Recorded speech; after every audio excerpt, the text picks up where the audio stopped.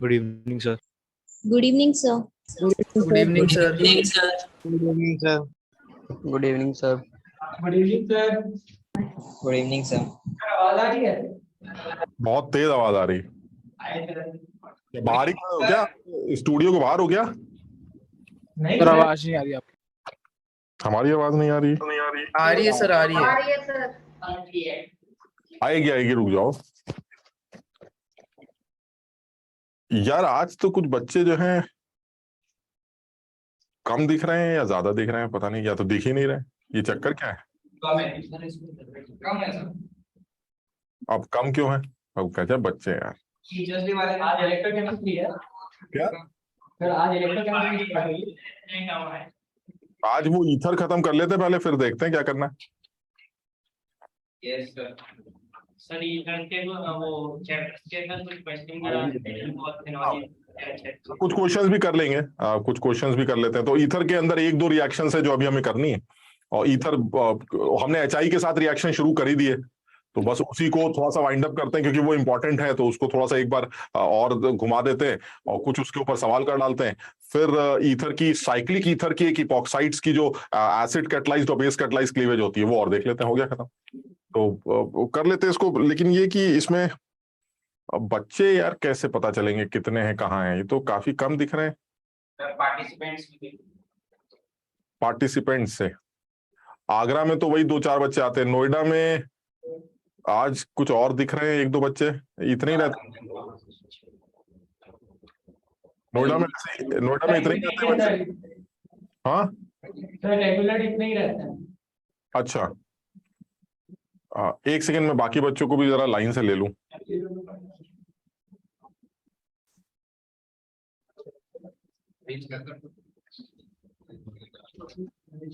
कभी कभी जाती है, कभी कभी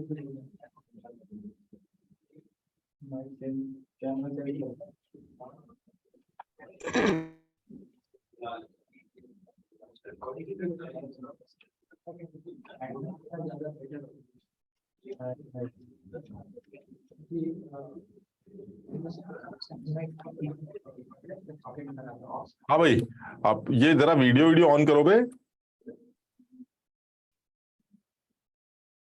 तो जो ईथर्स की रिएक्शन में तुम देख रहे थे, एचआई के साथ जो रिएक्शन की बात कर रहे थे, तो जो एचआई के साथ रिएक्शन थी उसमें यही निकल के आया था कि सबसे पहले आप ईथर्स को प्रोटोनेट करिएगा।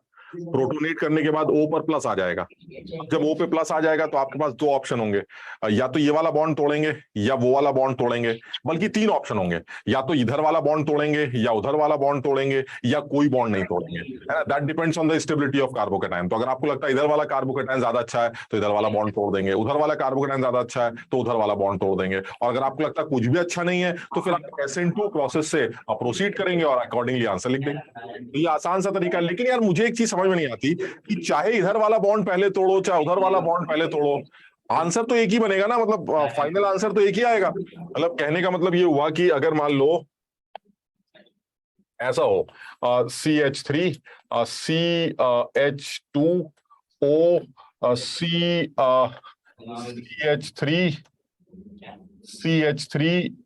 CH3 अब ये रिएक्शन अगर मान लीजिए दे रखी, अब ऐसे में मुझे लगता है मैकेनिज्म मुझे समझ में आ रही है कि भाई सबसे पहला स्टेप तो प्रोटोनेशन का होगा, तो O पर प्लस आ जाएगा। और ये भी समझ में आ रहा है कि जब O पर प्लस आ जाएगा तो राइट साइड वाला बॉन्ड ज्यादा पोलर है क्योंकि वो कार्बोकेटाइन ज्यादा स्टेबल है। दिख रहा है ये? तो सब कुछ वैसे ही चलेगा। यानी पहला स्टेप जो प्रोटोनेशन का होगा वो आ जाएगा CH3 CH2 इधर आ जाएगा O और H इधर O पर प्लस आ जाएगा, and this will be CH3 अब उसके बाद साफ समझ में आता है सर ये वाला बॉन्ड ज्यादा पोलर है, ये टूट जाएगा और ये बन जाएगा आपका CH3 CH2OH और साथ में ये वाला कार्बोकेटाइन अलग हो जाएगा और इस कार्बोकेटाइन पर जाकर आपका न्यूक्लियोफाइल जुड़ जाएगा, जो हमारा I- है वो जाके जुड़ जाएगा। तो ये आपका एक हैलाइड तैयार हो जाएगा और टर्शरी हैलाइड जो है वो यहां से एक बन जाएगा। अच्छा, अब ये अल्कोहल भी फर्दर यही हरकत करेगा, HI से फर्दर रिएक्ट करेगा। तो जब ये HI से फर्दर रिएक्ट करेगा तो इसका फिर से प्रोटोनेशन होगा, फिर से प्रोटोनेशन होगा, लेकिन इस बार मुझे लगता है कि बॉन्ड इतना पोलर नहीं है कि खुद से ब्रेक करे, समझ रहे हो? यस। तो फिर ऐसे में फिर लगता है कि SN2 हो जाएगी, यानी I माइनस पीछे से धक्का मार के सामने से लीविंग ग्रुप को लीव करवाएगा, और ये आंसर आ जाएगा CH3 CH2I। यानी मैं बताना क्या चाह रहा हूं, मैं बताना ही चाह रहा हूं कि आंसर क्या बना, एक ये बना और एक ये बना, ये दो आंसर बने। तो अब इसमें ये क्या बात होती है कि पहले कौन सा बॉन्ड टूट रहा है, बाद में कौन सा बॉन्ड टूट रहा है? मुझे तो ऐसा लगता है जब कभी भी कोई ईथर आए और आपको HI से रिएक्ट करना हो, तो आप जो इधर भी एक आयोडाइड बना दीजिए, इधर भी हाइलाइट बना दीजिए, दोनों तरफ आयोडाइड बना दीजिए। पहले कौन बनेगा बाद में कौन बनेगा, इससे क्या लेना देना भाई? अगर तुम ये वाला बॉन्ड तोड़ते तो पहले ये वाला आयोडाइड बनता, बाद में वो वाला आयोडाइड बनता, लेकिन बनते तो दोनों ही ना। यानी कहने का मतलब ये हुआ, अगर आप HI के साथ रिएक्ट करा रहे हैं तो ये क्या बात होती है कि आपने कौन सा तोड़ा, पहले कौन सा तोड़ा? अरे अल्टीमेटली कुछ भी तोड़ो, आंसर तो यही बनेगा, इधर भी आयोडाइड आएगा और इधर भी आयोडाइड आएगा, बात खत्म हो गई। क्या पहले और क्या बाद में, इससे क्या लेना देना? कुछ भी लेना देना नहीं। ऐसे तो वाकई में लेना देना नहीं। अच्छा एक सेकेंड, इसमें मैकेनिज्म का भी नाम अगर लिखना चाहें तो लिख लेते हैं। मुझे लगता है पहला स्टेप SN1, और तुम्हें क्या बताया गया था, अगर पहला स्टेप SN1 है तो जो दूसरा स्टेप होगा वो SN1 या SN2 में से कुछ भी हो सकता है। चांसेस वैसे थोड़े से SN2 के ज्यादा लगते हैं, लेकिन हो कुछ भी सकता है। लेकिन अगर पहला स्टेप SN2 हो गया होता तो दूसरा स्टेप पक्का क्या होता? SN2। याद है ये वाली बात? ठीक, तो इसका मतलब ये कि अब हमारे पास जो है ये अब जो मैं तुम्हें बताना चाह रहा हूं ये कि HI के साथ जब रिएक्शन करते हैं तो दो तरह के आयोडाइड बनते हैं, हैलाइड बनते हैं, इधर भी बनता है इधर भी बनता है। अब पहले कौन सा बना बाद में कौन सा बना इससे फर्क नहीं पड़ता, बिकॉज दोनों आंसर हर तरह से बनेंगे। यानी फर्क इतना होगा, इस केस में जो हमने दिखाया है उसमें पहले टर्शियरी आयोडाइड बनाया और फिर बाद में प्राइमरी आयोडाइड बनाया। ऐसा भी हो सकता है कि कुछ बच्चे अगर इधर से तोड़ते तो ये पहले प्राइमरी आयोडाइड बन जाता, बाद में टर्शियरी बन जाता। मतलब कहने का मतलब ये हुआ, आंसर जो है जिसको मैकेनिज्म नहीं भी आती है वो भी आंसर लिख लेगा। वो कहेगा क्या पहले क्या बाद में, इधर भी आयोडाइड लगा दो उधर भी आयोडाइड लगा दो। ये थोड़ा पूछा गया कि पहले कौन सा बनेगा बाद में कौन सा बनेगा, आपको तो आंसर निकालना है। आंसर इधर भी आयोडाइड बनेगा उधर भी आयोडाइड बनेगा। तो हाँ बात तो सही, लेकिन फिर ये सवाल ऐसे नहीं पूछना चाहिए था। इस सवाल को पूछने का तरीका कुछ और होना चाहिए, ये पता करने के लिए कि क्या ये बच्चों को पता है कि पहले कौन सा आयोडाइड बनता है और बाद में क्या बनता है। उसके लिए इस सवाल को किस तरह से पूछा जाएगा हम उसके बारे में बात कर रहे हैं। इस सवाल का आंसर मैकेनिज्म वाइज देखा जाए तो इसी तरह से प्रोसीड करना चाहिए, लेकिन फिर भी अगर कोई बच्चा बिल्कुल ही लल्लू है तो उसको सीधे ही आंसर लिख देना चाहिए। सर इतना क्या दिमाग लगाना है, इधर एक आई लगा दो इधर एक आई लगा दो और आंसर लिख दो। क्या पहले और क्या बाद में और कौन सा SN1 कौन सा SN2 कोई लेना देना नहीं। लेकिन फिर वही है कि ना कि हम फिर दो बच्चों को एक दूसरे से अलग नहीं पहचान पाएंगे। तो ऐसा क्या सवाल बनाया जाए जिससे उन दो बच्चों को आपस में एक दूसरे से अलग किया जा सकता। तो वो दूसरा जो कैटेगरी है HI के साथ रिएक्शन की वो ये आती। इसको हटा दे यार। No sir. तो जो दूसरी कैटेगरी आती है, हाँ सर बस 2 मिनट।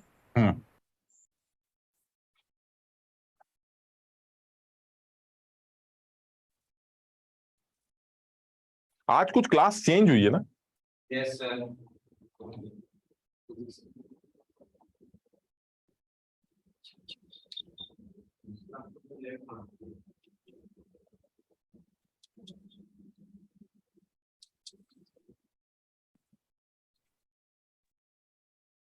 हटा दूं? एस्ट्रिफिकेशन आएगा सिलेबस? Yes sir. क्या कह रहे हो बेटा? सर ट्रांस एस्ट्रिफिकेशन है? अभी तो नहीं है, लेकिन कराया जाएगा तुम्हें। जैसे एस्टरिफिकेशन था वैसे ही एक सैपोनिफिकेशन का भी प्रोसेस होगा जो आगे ईथर्स के सॉरी एस्टर्स के अंदर कराया जाएगा। वो भी कराएंगे और वो बहुत डिटेल में होगा। मतलब उसमें काफी मैकेनिज्म्स होंगे, AL1 AAC1 AAC2 AAC1 BAC2, मतलब सुनो कुछ अलग अलग टाइप के रिएक्शंस। तो क्वेश्चंस दे रखे थे एक्चुअली बुक में ना। अभी छोड़ दो, अभी रुक जाओ। ये कर लिया नोट? ठीक, चलिए अब इसमें और आगे बढ़ते हैं। अब वो कह रहा है यार देखो ऐसा है, इसी सवाल को ना किसी और तरह से पूछो, मतलब ताकि कम से कम यार गधा तो अलग हो पाए, वरना इस सवाल को तो कोई भी गधा सही कर लेगा। और जो आदमी बड़ा हीरो बन के आया है कि भाई हम तो मैकेनिज्म लगा देंगे, पहले SN1 पाथ चलेगा फिर उसके बाद SN2, आंसर उसका भी वही आ रहा है। और जिसको कुछ नहीं आता वो कह रहा है भाई मुझे इतना पता है, O के इधर आई लगा दो O के उधर आई लगा दो। अब क्या पहले क्या बाद में कौन SN1 उसको कुछ नहीं आता। अब यही सवाल ऐसे पूछते हैं जिससे उस बच्चे को हम सेपरेट कर सकें। और वो सवाल पूछने का तरीका क्या है, और वो इंपॉर्टेंट है क्योंकि इस तरह के सवाल ऐसे ही पूछे भी जाते होंगे। क्या सवाल पूछेगा वो, क्या देखिए ऐसा सेम सवाल ले लीजिए, अब आप इसका आंसर बताइए। अब ये ज्यादा अच्छा सवाल, बिल्कुल सेम सवाल।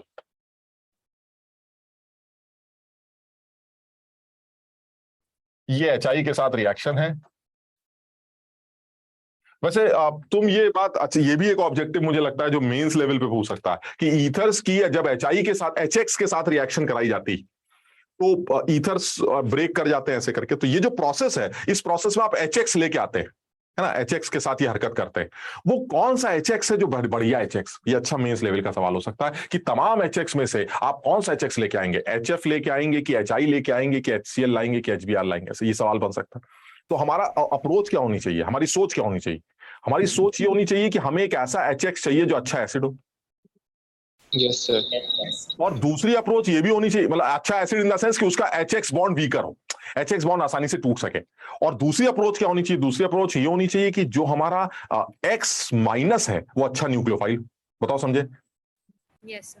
क्योंकि चाहे SN1 करो चाहे SN2 करो, तुम्हें भेजना तो एक्स माइनस को ही है, तो इसका मतलब हुआ न्यूक्लियोफाइल भी अच्छा। तो वो इन दोनों बातों में जो एक मजबूत आदमी निकल के आता है वो एचआई निकल के आता है। क्यों? क्योंकि एचआई एक अच्छा एसिड भी होता है, इन चारों में सबसे अच्छा एसिड होता है, और एचआई का जो आई माइनस है इन चारों में सबसे अच्छा न्यूक्लियोफाइल भी होता है। इसलिए एचएक्स के साथ जब ईथर की रिएक्शन हो तो मेनली एचएक्स बेहतर है कि आप एचआई का इस्तेमाल करें, इसलिए मैं बार बार एचआई लिख देता हूं। अदरवाइज अगर यहां एचबीआर भी लिखा होगा तो आंसर वैसे ही बनेगा, तो उसमें कोई झंझट नहीं है। बट ये कि अगर मुझसे पूछे कि बेहतर क्या है तो बेहतर इज एचआई, क्योंकि एचआई एक अच्छा एसिड भी है तो प्रोटोनेशन का काम अच्छा बन जाएगा, और बाद में जब न्यूक्लियोफाइल की जरूरत पड़ेगी तो आई माइनस एक बेहतर न्यूक्लियोफाइल भी होगा जो ये काम अच्छा करेगा। बात समझ रहे हो ना? तो इसलिए आप एचएक्स को एचआई माने, एचएक्स को एचआई ले तो बेहतर। ठीक है, तो अगर हमें लिखना है तो हमने एचआई लिख दिया। अब ये सवाल बेटर लग रहा है, क्यों? क्योंकि अब ये वन इक्विवेलेंट एचआई, अब जो खेल खेला जाएगा वो एक इक्विवेलेंट का है, सिर्फ एक बार खेलिए, उसके बाद जो बन जाइए। अब सोचो जो आदमी ये जानता ही नहीं कि कौन सा डंडा पहले टूटेगा कौन सा डंडा बाद में टूटेगा, उस बेचारे ने सिर्फ एक ही बात याद कर रखी है, इधर आई लगाओ उधर आई लगाओ, वो तो फंस गया। क्योंकि अब क्या होगा, अब दो बार स्टेप्स चलेगा ही नहीं, ये तो वन इक्विवेलेंट एचआई है, एक बार रिएक्शन होगी खेल खत्म हो जाएगा, और उस एक बार की रिएक्शन में एक डंडा टूटेगा, यानी एक आयोडाइड बनेगा और एक अल्कोहल बनेगा। बताओ समझे बात? यस। और उस अल्कोहल का फर्दर रिएक्शन अगर हो पाता तो दूसरा वाला आयोडाइड भी बन जाता, लेकिन वो तो दोबारा रिएक्ट ही नहीं करेगा। इसका मतलब ये हुआ अब वही बच्चा सही कर पाएगा जिसको ये पता है कि या तो ये वाला अल्कोहल बनेगा और इधर वाला आयोडाइड बनेगा, या इधर वाला अल्कोहल बनेगा और इधर वाला आयोडाइड बनेगा। क्योंकि अब आपको एक ही एचआई के साथ रिएक्ट कराना है, तो the step will B only one. यानी जो अभी आपने सवाल दिखाया है, अभी जो आपने किया था उसमें आपने क्या किया था, ये देखिए पहला स्टेप में इस बस यही रिएक्शन रुक जाएगी, बस जो होना है वो यहां हो गया, बस खत्म। अब इस पूरे खेल में इसके आगे फर्दर एचआई से रिएक्शन नहीं होगी, तो इस पूरे खेल में आपके हिसाब से आंसर क्या आ रहा है? सब देखिए आयोडाइड ये बन रहा है और अल्कोहल ये बन रहा है, ये आंसर है। अब इसका ये मतलब नहीं सर, आंसर ये भी लिख सकते थे ये आयोडाइड वो अल्कोहल, अब उसका गलत हो जाएगा क्योंकि उसको तो आता ही नहीं, वो तो ये जानता है भाई इधर भी लगाओ उधर भी लगाओ, उसको ये नहीं पता कि पहले क्या बनता है और बाद में क्या बनता है। तो जिसको मैकेनिज्म का आइडिया है वो इस सवाल को कर पाएगा। तो इस मैकेनिज्म को देखा जाए तो मुझे लगता है शायद तुम अब समझ भी गए हो, अभी हमने मैकेनिज्म लिखी भी थी, साफ समझ में आता है। जो पहला स्टेप होगा वो प्रोटोनेशन का होगा, और अगर आप पहला स्टेप प्रोटोनेशन का दिखाते हैं तो साफ दिखता है कि O पर प्लस आ जाएगा। O पर प्लस आने के बाद आपके पास तीन रास्ते हैं, या तो राइट वाला डंडा तोड़ेंगे या लेफ्ट वाला डंडा तोड़ेंगे या कोई डंडा नहीं तोड़ेंगे, और हमें ऐसा लगता है कि कोई ना कोई डंडा टूट जाना चाहिए। और जैसे ये डंडा ब्रेक करेगा तो जो कार्बोकैटायन बनेगा वो ये वाला बनेगा, और इस कार्बोकैटायन पर ही न्यूक्लियोफाइल जाके जुड़ेगा। बताओ समझ में आई? Yes sir. इसका मतलब जो हमारा पहला एचआई का इक्विवेलेंट रिएक्ट कर रहा है उसमें ये बना मेरा अल्कोहल, ये वाला, और ये वाला कार्बोकैटायन पर जब आई आएगा तो इधर बनेगा मेरा iodide. So final answer is one equivalent HI के साथ रिएक्शन करने से CH3CH2OH आएगा और साथ में टर्शरी आयोडाइड ये अलग हो जाएगा। अब इसी में सोचो एक्सेस में होता तो सब बेकार हो गया, सब खेल सवाल ही बेकार हो गया, क्योंकि अगर एक्सेस में होता तो ये तो कहेगा नहीं कि तुमको पहले क्या बनेगा, वो कहेगा आंसर बताओ। तो अगर एक्सेस में होगा तो कैसे भी कर लो, एक टर्शियरी आयोडाइड बनेगा और एक प्राइमरी आयोडाइड बनेगा, वो तो सारे बच्चे सही कर लेंगे। तो इसलिए ये सवाल तब बेहतर माना जाएगा जब वो वन इक्विवेलेंट के केस में पूछे। तो आपको ये ध्यान होना पड़ेगा कि आप इस केस में रिएक्शन को कैसे लिखें। ठीक, अच्छा अब इसी में मान लीजिए और एक आध सवालों की बात करते हैं, तो अपने आप भी सवाल बना सकते हो। मान लीजिए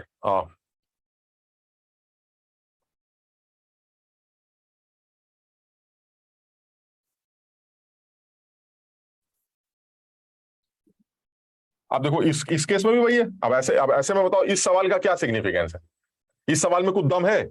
आपने एचआई लिख दिया सर, एचआई लिख दिया तो फिर तो कोई बच्चा कैसे भी आंसर लिख देगा, उसको क्या मतलब कि पहले क्या टूटेगा बाद में क्या टूटेगा? क्या आंसर बनेगा इसका जब आप एचआई से रिएक्शन कराएंगे?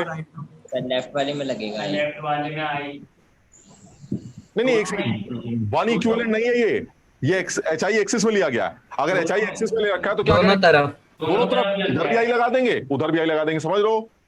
नहीं सर, उधर आई कैसे लग सकता है? गलत समझ रहे हो, सही कह रहे हो लक्ष्य। दोनों आई कैसे लग सकते हैं? इधर आई लग ही नहीं सकता फिनॉल के साथ। Yes sir.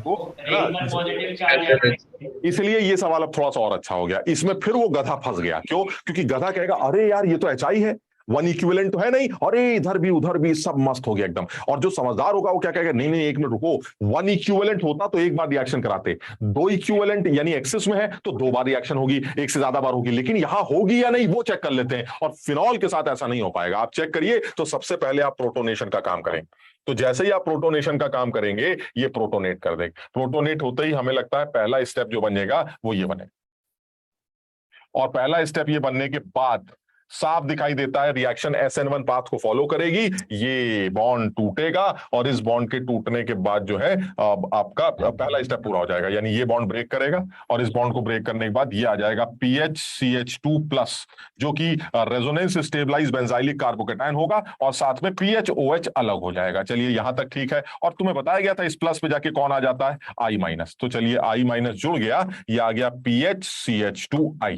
Now answer is ये बन गया और ये बन गया। अगर वन इक्विवेलेंट होता तो ये आंसर होता, ठीक है? अगर वन इक्विवेलेंट होता तो ये आंसर होता, लेकिन वो तो एक्सेस में है, वन इक्विवेलेंट तो लिखा नहीं है। तो अब क्या करें सर, और आगे बढ़ते हैं। तो जो आपका अल्कोहल बना है वो फर्दर एचआई से रिएक्ट करेगा। बस यहीं पर बात खत्म हो जाएगी, क्योंकि फिनॉल जो होगा वो एचआई से फर्दर रिएक्ट नहीं करेगा। कुछ समझ पा रहे हो क्यों? क्योंकि फिनॉल पे ओ का लोन पेयर ओ पे जब प्लस आएगा तो वो कार्बोकेटायन तो बना नहीं सकता और वो SN2 भी नहीं कर सकता, याद है? तो ऐसे में बात ही खत्म हो जाएगी सर। ये फिनॉल फर्दर फिनाइल आयोडाइड में कन्वर्ट नहीं हो पाए। और अगर फिनॉल फिनॉल आयोडाइड में फिनाइल आयोडाइड में कन्वर्ट नहीं हो पा रहा है या आयोडोबेंजीन में कन्वर्ट नहीं हो पा रहा है, तो चाहे आप एक्सेस में होते हैं चाहे वन इक्विवेलेंट होते हैं, अगर फिनॉल बन गया तो एचआई फर्दर रिएक्ट नहीं करेगा, ये कंफर्म।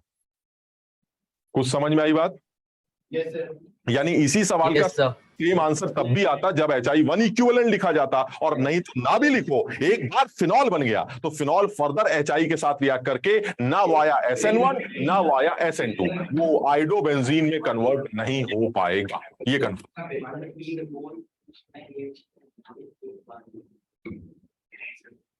सर हाँ सर मैं अभी डिस्कनेक्ट हो गया था, तो जो अभी टर्शियरी आयोडाइड बना था पिछले वाले क्वेश्चन में, उसके बाद यही कराया है ना?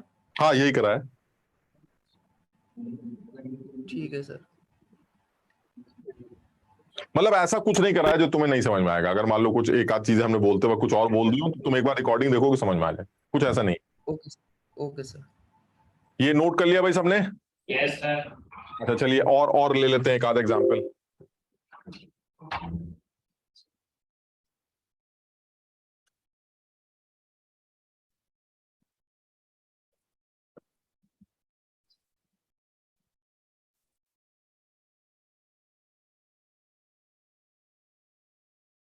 अब तुम अपने आप आंसर देते जाना जरा। मैं ऐसे ही 4-5 सवाल लिख रहा हूं तो मुझे आंसर बताना। मतलब तुम भी नोट कर लो, सही रहेगा।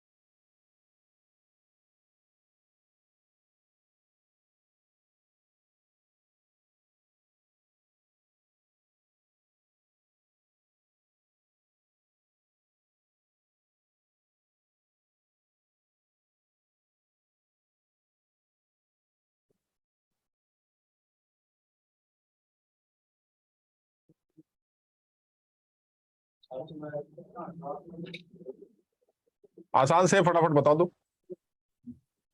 वन इक्विवेलेंट देने वाला थोड़ा सा ज्यादा सही लग रहा है सवाल, अदरवाइज फिर कुछ सवाल में ज्यादा दम नहीं। अब इसमें भी देखो वही है कि अगर जिसको नहीं आइडिया है वो तो यही करेगा भाई इधर भी। अब सोचो अगर ये एच आई एक्सेस में होता तो आप तो दोनों तरफ लगा देते ना, इधर भी इधर भी। बात समझ रहे हो कि नहीं? अब इसमें फिर बेकार हो गया सवाल, इसमें तो कोई भी कर लेगा फिर सर, इसमें कुछ करना ही नहीं होता, रट के चले गए कि ओ के अगल बगल आई लगाना है, बस खत्म हो गया। और एक बार और रट लो, हम तो कहते हैं अगर समझदार आदमी है तो एक चीज और रट लेगा कि अगर पीएच लगा हुआ है फिनाइल तो आई नहीं लगाना है। ये भी तो तरीका है याद करने का, तो क्यों नहीं लगाना है वो छोड़ो, याद कर लेते हैं सर, अगर ओ के बगल में फिनाइल ग्रुप लगा है तो आई नहीं लगाना है, बस खत्म हो गया याद। उसके लिए तो सवाल ही आसान हो गए। तो उन्होंने और एक ट्रैप बनाया, ट्रैप यही है कि हमने वन इक्विवेलेंट डालना है, वन इक्विवेलेंट डालना है, तब आप फंसिए। अब आप सोचिए कैसे, कौन पहले कौन बाद। तो मुझे लगता है पहले वाले सवाल में जब आप प्रोटोनेट करेंगे तो राइट वाला डंडा ज्यादा समझदारी से। और ये रिएक्शन अगर फाइनल प्रोडक्ट की बात करते हैं तो फर्स्ट स्टेप हमारा SN1 होगा, और अगर HI एक्सेस में होता तो सेकंड स्टेप हमारा SN2 होता। बताओ सब लोग मानते हो? ये भी एडवांस लेवल पे एक अच्छा सवाल बन जाएगा। मैच द कॉलम पे बड़े सवाल आते हैं, तो हो सकता है यही सवाल आ जाए कि भाई साहब ये आदमी HI से रिएक्ट कर रहा है, अगर ये HI एक्सेस में होता तो there will be two iodide, one is this and second will be this, and these two iodides that via SN1 and SN2, SN2 and SN1, SN2 and SN2, SN2 and पता नहीं क्या क्या करके, समझ लो 4 options. तो पहला step SN1, second step SN2, आप करके देख लो। हालांकि इस सवाल में पहला ही स्टेप से काम चल जाएगा क्योंकि वन इक्विवेलेंट है ना, तो इस खेल में पहले ही स्टेप से काम चल जाएगा। तो आपने पहला स्टेप प्रोटोनेट कर दिया, ये सब लोग कर लोगे ना भाई? Yes sir. प्रोटोनेट कर देंगे तो यहाँ प्लस हम ऐसे डायरेक्टली लिख देते हैं, ये आ जाएगा CH3, इधर आएगा CH2O, आप यहाँ पे प्रोटोनेट हो गए, और इधर आ गया आपका CH, इधर PH, इधर CH3, और हमें लगता है ये बॉन्ड टूट जाएगा। और जब ये वाला बॉन्ड टूट जाएगा तो साफ दिखाई दे रहा है कि इथेनॉल अलग हो जाएगा और आपका वो जो बेंजाइल आयोडाइड है वो अलग हो जाएगा। तो यानी इथेनॉल आपका अलग हो जाएगा, इसको अलग कर लीजिए, और साथ में ये जो है ये आयोडाइड बन जाएगा कार्बोकेटाइन बनने के बाद। सब लोग समझ रहे ना यार? Yes sir. ये आपका आंसर है। अब अगर ये कि भाई अब नहीं, हमें तो मजा नहीं आया, हम तो फर्दर HI भी डालते हैं, एक्सेस में होता है HI, तो ऐसे में इसके बाद और आगे निकल जाएंगे। लेकिन ये कि अगर इसके बाद आप आगे निकलते हैं तो वो पाथ SN2 है, पहला वाला पाथ हमारा SN1 हो रहा है। सब लोग समझ रहे हैं ना, ये वाला पाथ SN1 है। Yes sir. Yes sir. अगर HI एक्सेस में होता तो आपका नेक्स्ट पाथ SN2 होता। तो हो सकता है इससे रिलेटेड एडवांस लेवल पर कोई डिस्कशन कर ले कि the final answer is ethyl iodide and this benzyl iodide, and these two iodides are form via first step SN1, second step SN2, first step SN2, second step SN2। So ऐसे करके 4 option बना दे। तो आप फिर लिख दीजिएगा first step SN1 होगा, and the second process step of alcohol का iodide conversion will be via SN2 path. Clear है? ठीक है। अच्छा, अब इसी में हालांकि इस सवाल का आंसर क्योंकि वन इक्विवेलेंट है तो मुझे लगता है इस सवाल का आंसर होगा इथेनॉल, और ये वाला आयोडाइड, ये हमारा आंसर बन जाएगा। ठीक है। अच्छा, अब सेकंड वाले में क्या होगा? सेकंड वाले में यही सवाल आ सकता है, first step SN1, second SN2, अगर HI एक्सेस में होता और वन इक्विवेलेंट है तो एक अल्कोहल बनेगा, एक आयोडाइड बनेगा। तो अब बड़ा आसान है, अब कौन सा अल्कोहल बनेगा, कौन सा आयोडाइड बनेगा अगर वन इक्विवेलेंट हो तो?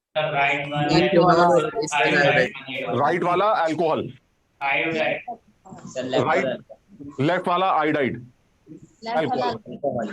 लेफ्ट अल्कोहल, आयोडाइड सब एक सारे आंसर बता दिए। 4 ही ऑप्शन है इसके, 4 ही ऑप्शन थे, तुमने 4 बता दिए। और CH3I लेफ्ट वाले के साथ आयोडीन, CH3OH और वाले के साथ आई, यस सर, लेफ्ट वाले के साथ आई, CH3 के साथ आई। सब मीथेनॉल बनेगा। मीथेनॉल बनेगा। कौन बना रहा है मीथेनॉल?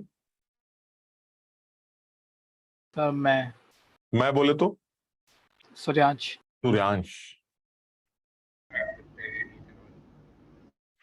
सूर्यांश, तुम्हारी तो अभी शक्ल दिख रही थी, तुमने शक्ल छुपा ली अपनी। सर नेटवर्क बहुत खराब है। नेटवर्क बहुत खराब? नेटवर्क खराब है या शक्ल? सर नेटवर्क है।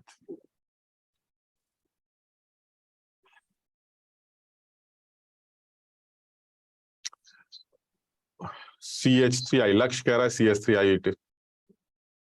अब लेफ्ट वाला अल्कोहल बना दिया। अबे क्या कर रहा है? पार्ट का आंसर है सर। अच्छा, अब शेरिल कह रही है CH3I बनेगा। हाँ मतलब इसमें क्या है, सही तो है, पता नहीं तुम लोग भाई, हमें तो लगता है ये तो दोनों SN2 वाला केस है ना यार। इसमें SN1 क्यों करा रहा हूं? मतलब जो लोग पहले बता रहे हैं कि हमारा ये वाला अल्कोहल बनेगा या वो वाला आयोडाइड, जो भी कुछ है, वो ये सोच के तो नहीं कर रहे ना कि SN1 होगा। तुम समझो ना हम अच्छे ना तुम अच्छे वाला केस है ये। मतलब कहने का मतलब प्रोटोनेशन तो चलिए कर दीजिए, आप प्रोटोनेशन कर दीजिए, ये प्रोटोनेशन हो गया, ये प्रोटोनेशन हो गया। जब प्रोटोनेशन करेंगे तो आप यहां पहुंच जाएंगे CH3O और इधर आ जाएगा CH2 CH3 और ये आ जाएगा आपका H और यहां आ जाएगा प्लस। ये प्रोटोनेशन हो गया। अब ये गड़बड़ मत करना, हमने बहुत सारे बच्चों के साथ ये देखा है। बहुत सारे बच्चे कहते हैं सर कैसी बातें कर रहे हैं, या तो ये या तो ये और ये बेटर है sir, because this carbocation is stable due to a 3 hyperconjugation effect of CH3 group and an inductive of CH3। अरे भाई क्या बेकार की बातें हैं, 3 हाइपरकॉन्जुगेशन है तो प्राइमरी कार्बोकेटाइन ना, और प्राइमरी कार्बोकेटाइन में क्या अच्छा है ये बताइए। इसका मतलब युवा सर ना तो ये बॉन्ड बहुत पोलर है ना ये वो तीसरा केस है जो तुम्हें बताया गया था कि ऐसे चलेंगे, अगर ना चल पाए तो ऐसे ही नीचे गिर जाएंगे। यानी कि आप अगर इधर का नहीं टूटे उधर का नहीं टूटे तो आप पहले ही स्टेप में SN2 फॉलो करेंगे, और मुझे लगता है, मुझे ऐसा ही लग रहा है यहां पहले स्टेप में ही SN2 होगी। और SN2 में क्या बताया गया था, लीस्ट हिंडर्ड कार्बन पर धक्का मारकर कार्बोकेटाइन लीविंग ग्रुप को लीव करवाना, और लीस्ट हिंडर का अटैक होगा इस कार्बन, यानी इस कार्बन पर धक्का मार के आप लीविंग ग्रुप को बाहर निकालेंगे, इसलिए CH3I बनेगा और इथेनॉल बनेगा।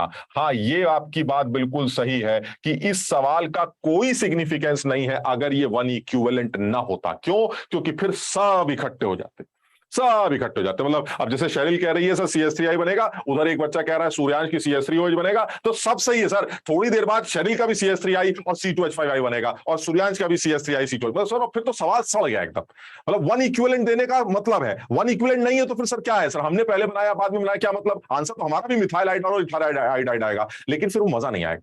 तो इसलिए इस सवाल का अच्छा मतलब, और फिर या तो फिर ये पूछा जाए कि स्टेप्स क्या है, मतलब अगर आपको HI एक्सिस में ही लेना है तो ले लीजिए, what would be the steps of this reaction. तो in that case the first step will be SN2, second will also be SN2। और कल हमारी बात हुई थी, अगर पहला केस SN2 का बन गया तो दूसरा SN2 ही बनेगा, ये कंफर्म। अगर पहला SN1 बना तो second step can be SN1 और आइदर SN2, कुछ भी हो सकता है। याद है ये वाली बात, है ना? तो ये पॉसिबिलिटी है। तो बहरहाल अब यहां पर ये कहना ये चाह रहे हैं कि भाई अगर हमारे पास ये ईथर हो तो ये HI के साथ रिएक्ट करके, ये सब लोग समझ रहे हैं। सूर्यांश ये बात समझ में आ रही है कि अब ये आयोडाइड क्यों बना मिथाइल के साथ? हाँ जी सर, हाँ। है ना? तो ये SN1 पाथ ही नहीं है, ये SN2 का पाथ है, क्योंकि ना ये अच्छा ना ये अच्छा, और जब दोनों में से कोई अच्छा ना हो तो ऐसे में आप SN2 करते हैं, और SN2 हमेशा लीस्ट हिंडर्ड कार्बन पर अटैक होता है, और लीस्ट हिंडर्ड कार्बन हमारा ये वाला है, इसलिए मिथाइल का आयोडाइड बनेगा और इथेनॉल बनेगा। चलिए ये खत्म हो गया। ऐसे ये भी बड़ा आसान लगता है, पहले स्टेप में आप प्रोटोनेशन कर देंगे। जब आप पहले स्टेप में प्रोटोनेशन करेंगे तो यहां प्लस आ जाएगा, सारे लोग सही कर सकते हैं। जैसे ही O पे प्लस आएगा, अब या तो ये टूटेगा या वो टूटेगा या कोई नहीं टूटेगा, और हमें ऐसा लगता है कि ये टूटे। बताओ समझ रहे हो? क्योंकि ये वाला टूटेगा तो बगल वाला कार्बन जो प्लस आएगा वो एरोमेटिक सिस्टम बनेगा, यानी यहां पर जो प्लस आएगा वो एरोमेटिक सिस्टम बनेगा। और अगर कहीं गलती से ये वाला बॉन्ड तोड़ दिया होता तो यहां प्लस आ जाता, और यहां प्लस आने से एंटी एरोमेटिक सिस्टम बनता। समझे बात को? इसका ये कन्फर्म है सर, O पे प्लस आ जाएगा, राइट वाला डंडा तोड़ेंगे, और राइट वाला डंडा तोड़ेंगे तो प्लस राइट में आएगा जिसके ऊपर I आ जाएगा, यानी राइट वाले पर I आ जाएगा, और साथ में उधर जो आपका बच गया वहां एल्कोहल आ गया। क्लियर? Yes sir. और इसी में अगर आपको ये दे रखा है, ये भी वैसे ही सर, इसमें भी कोई कहानी नहीं है। तुम बता सकते हो क्या करें, HI एक्सिस में दिया जाए या 1 इक्विवेलेंट से काम चलेगा? कैसे भी कर लें सर। जो इससे पहले वाला केस है, हाँ, अगर उसमें सर नॉन एरोमेटिक बनता तो सर वो नॉन एरोमेटिक तो सर एरोमेटिक की तरफ जा सकता था ना? नहीं समझा मैं, नॉन एरोमेटिक एरोमेटिक की तरफ जा सकता था बोले तो? मतलब non aromatic compound aromatic compound में कन्वर्ट हो सकता है ना रिएक्शंस के थ्रू? हाँ, मतलब कुछ हो सकता है, बिल्कुल हो सकता है। अब तुमने तो की, ये भी पॉसिबल, आप तुमने की भी है, जिसमें आप साइक्लोहेक्सेन को तुम बेंजीन बना देते हो, और साइक्लोहेक्सेन को बेंजीन बनाने के लिए आप क्या करते हैं, आप पहले ब्रोमिनेशन करेंगे, फिर अल्कोहलिक OH डाल देंगे, फिर NBS डाल देंगे, फिर ब्रोमीन आ जाएगा, फिर अल्कोहलिक OH डाल देंगे, फिर 2 डबल बॉन्ड आ जाएंगे, फिर NBS डाल देंगे, फिर ब्रियार आ जाएगा, फिर अल्कोहलिक OH डाल देंगे तो बेंजीन बन जाएगी। किया ना ये वाली रिएक्शन, तो आप साइक्लोहेक्सेन से बेंजीन तक पहुंच सकते हैं। और नहीं तो फिर ये तो फिर बड़ा क्लियर है कि साइक्लोहेक्सेन में एक बार में ही 6 हाइड्रोजन सोख लो, खींच लो, तो भी बेंजीन बन जाएगी। और ये काम पैलेडियम कार्बन करता है। पैलेडियम कार्बन वो आदमी है जो एक बार में सारे हाइड्रोजन खींच लेता है। तो अगर आप साइक्लोहेक्सेन में से 6 हाइड्रोजन निकाल लें, खाट खाट खाट खाट खाट खाट, तो ऐसे में मस्त ट्रिपल बॉन्ड, 3 डबल बॉन्ड्स आ जाएंगे, 1 2 3। तो यानी साइक्लोहेक्सेन को पैलेडियम कार्बन से रिएक्ट करा के आप उसको एरोमेटाइज कर सकते हैं। तो ये एरोमेटाइजेशन का प्रोसेस भी डायरेक्ट किया जाता है। यानी नॉन एरोमेटिक सिस्टम एक एरोमेटिक सिस्टम में कन्वर्ट हो सकता है। दैट वो तो स्टेप्स हैं जो रिएक्शंस के इन्वॉल्व। अच्छा, अब इसमें भी देखो वही आ रहा है। इसमें जब तुम HI डालोगे तो हमें लगता है पहला स्टेप प्रोटोनेशन का होगा। आप प्रोटोनेशन कर दोगे, प्रोटोनेशन करोगे तो ये सीन बनेगा। अब तुम अपने आप देख लो, या तो वो या ये या कोई नहीं। तुम बताओ क्या लगता है? या तो वो, ना सवाल ही नहीं उठता, या ये हो ही नहीं सकता। तो बचा क्या फिर? SN2। और SN2 में फिर वही वाली बात आती है, सर लीस्ट हिंडर्ड कार्बन पर बातचीत करिएगा। और लीस्ट हिंडर्ड कार्बन पर अटैक करने का मतलब ये हुआ कि मैं इस कार्बन पर धक्का मारूंगा, और इस कार्बन पर धक्का मारने से ये बॉन्ड टूटेगा। तो मुझे लगता है सर आंसर जो है आपका, एक तो फिनॉल आ जाएगा और एक मिथाइल आयोडाइड आ जाएगा। और फिनॉल अगर आप HI क्योंकि एक्सेस में दे रखा है, 1 इक्विवेलेंट नहीं लिखा है, तो आप HI के साथ फर्दर रिएक्शन की बात करेंगे, जिसके लिए आप मना कर दीजिएगा। क्लियर? तो मुझे लगता है ये सवाल शायद ये इस तरह से मेरे दिमाग में आया एकदम। मुझे लगता है इस तरह का सवाल IIT के एडवांस लेवल पर मैच द कॉलम पे बन सकता है, जिसमें 4 तरह या 5 तरह के ईथर्स होंगे और आपसे पूछेगा वो कौन कौन से ऑप्शन है जिससे CH3I बन रहा है। समझो, तो CH3I क्योंकि मुझे ऐसा लगता है कुछ बच्चे यहाँ कंफ्यूज हो सकते हैं, इस वाले ऑप्शन में भी हो सकता है, इस वाले ऑप्शन में भी, पता नहीं। तो कुछ ऐसे सवाल बना सकता है जिसमें कुछ कंफ्यूजन हो, तो CH3I हो सकता है कुछ बच्चे जो है गलत तरह से टिक कर दे। तो ये किसी भी तरह से लिंक कर सकता है। बिल्कुल क्लैरिटी होनी चाहिए कि ईथर्स HX के साथ रिएक्ट कर सकते हैं। ये काम एक्सेस में भी हो सकता है, ये 1 इक्विवेलेंट के साथ भी हो सकता है। अगर एक्सेस में होता है ज्यादा दिमाग नहीं लगाना, इधर तोड़ो उधर तोड़ो, मस्त हो गया। लेकिन अगर फिनॉल जैसा कोई सिस्टम या एलाइलिक सिस्टम जैसा कुछ बन रहा है, विनाइलिक सिस्टम जैसा कुछ बन रहा है, तो फर्दर रिएक्शन नहीं हो। ये समझ में आया ना विनाइलिक वाली बात? चलो विनाइलिक वाला भी एक केस यहीं लिख लेते हैं। अब एकदम से लगा आया दिमाग में तो लिख सकते हैं। एक सवाल और यहां लिख सकते हैं, CH2 double bond CH O CH2 CH3, ये ले लेते हैं। ये बढ़िया सवाल हो गया। ये HI जो है हमारा एक्सेस में। अब बताओ पहला स्टेप क्या होगा? प्रोटोनेशन। तो ये हो जाएगा CH2O, इधर आ जाएगा HO पर प्लस आ जाएगा, इधर CH2 CH3। अब या तो राइट या लेफ्ट या कोई नहीं, क्या कहें? राइट। नहीं, कोई नहीं। अरे राइट वाला कार्बोकेटाइन तो प्राइमरी कार्बोकेटाइन है, गंदा है, ठीक है ना? तो ना राइट ना लेफ्ट। क्लियर? यानी इस केस में सर अब सीधी सी बात है, I- जो है अब वो धक्का मारेगा। अब वो धक्का कहां मारेगा? या तो इस कार्बन पे मारेगा या इस कार्बन पे मारेगा। और हम जानते हैं विनाइलिक हैलाइड्स किसी भी सूरत में न्यूक्लियोफाइल्स को अपने पास नहीं बुलाते। क्यों नहीं बुलाते? क्योंकि इस कार्बन पर पाई बॉन्ड है और ये पाई बॉन्ड की जो इलेक्ट्रॉन डेंसिटी है वो ऊपर की तरफ है। इलेक्ट्रॉन्स को भी I को भी ऊपर से आना पड़ेगा, जो कि बिल्कुल पॉसिबल नहीं। और ये बात हम डिस्कस कर चुके हैं। Vinylic halides are least prone towards substitution reactions, either by 1 और आइदर बाय 2, कुछ भी कर लो। इसका मतलब ये हुआ सर ना यहां धक्का मार सकता है, अब धक्का वो यहां मारेगा, और यहां धक्का मारने से ये अलग, यानी this will be CH2 CHOH plus CH3 CH2I, ये हमारा। और ये आदमी मुझे लगता है इनॉल है, जो कीटो में कन्वर्ट हो जाएगा। तो ये कीटो फॉर्म इसकी तैयार हो जाएगी, एंड दिस इज कीटो। यानी final answer will be this aldehyde and this halide. ये टॉटोमेरिज्म दिखाया मैंने, डबल बॉन्ड के साथ ये टॉटोमेरिज्म बनाकर इसको कीटो में कन्वर्ट कर लिया।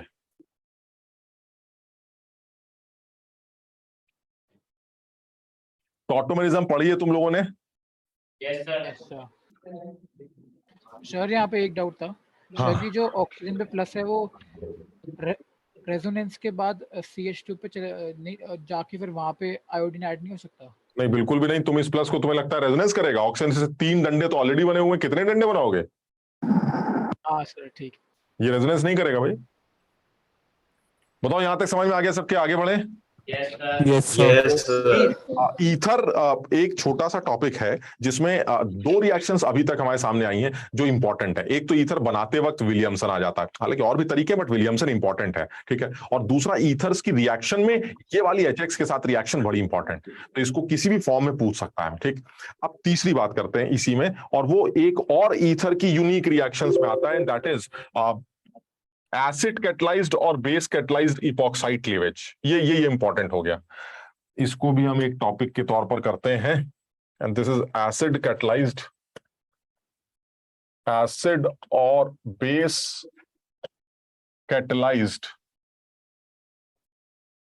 Epoxide cleavage. यानी इपॉक्साइड को क्लीव करना है, तोड़ना है एसिड कैटलाइज्ड मैकेनिज्म से या बेस कैटलाइज्ड मैकेनिज्म से। ये भी इंपॉर्टेंट। इपॉक्साइड समझते हो तुम, साइक्लिक ईथर जो होता है हमारा 3 मेंबर्ड, इपॉक्साइड, उस इपॉक्साइड के साथ रिएक्शन की बात कर रहे हैं। जैसे मान लीजिए ऐसी बात कर लें सिंपल सी कि भाई हमारे पास जो है ये कोई भी इपॉक्साइड ले लेते हैं समझने के लिए। मान लीजिए तुम कोई बता सकता है इपॉक्साइड बनता कैसे होगा? कोई एक मेथड कोई बता दे। वो तो तुम्हें याद होगा क्लोरोहाइड्रिन से हमने बनाया था कल की क्लास में। हेलोहाइड्रिन से जब बेस डाला था तो उसने खड़ाक से नेबरिंग ग्रुप पार्टिसिपेशन के थ्रू इपॉक्साइड बना दिया था। और कोई मेथड है इपॉक्साइड बनाने का? पेरोक्साइड से एल्कीन पे अगर OH माइनस का एडिशन करा देते। नहीं, sir peroxide with alkene. Peroxide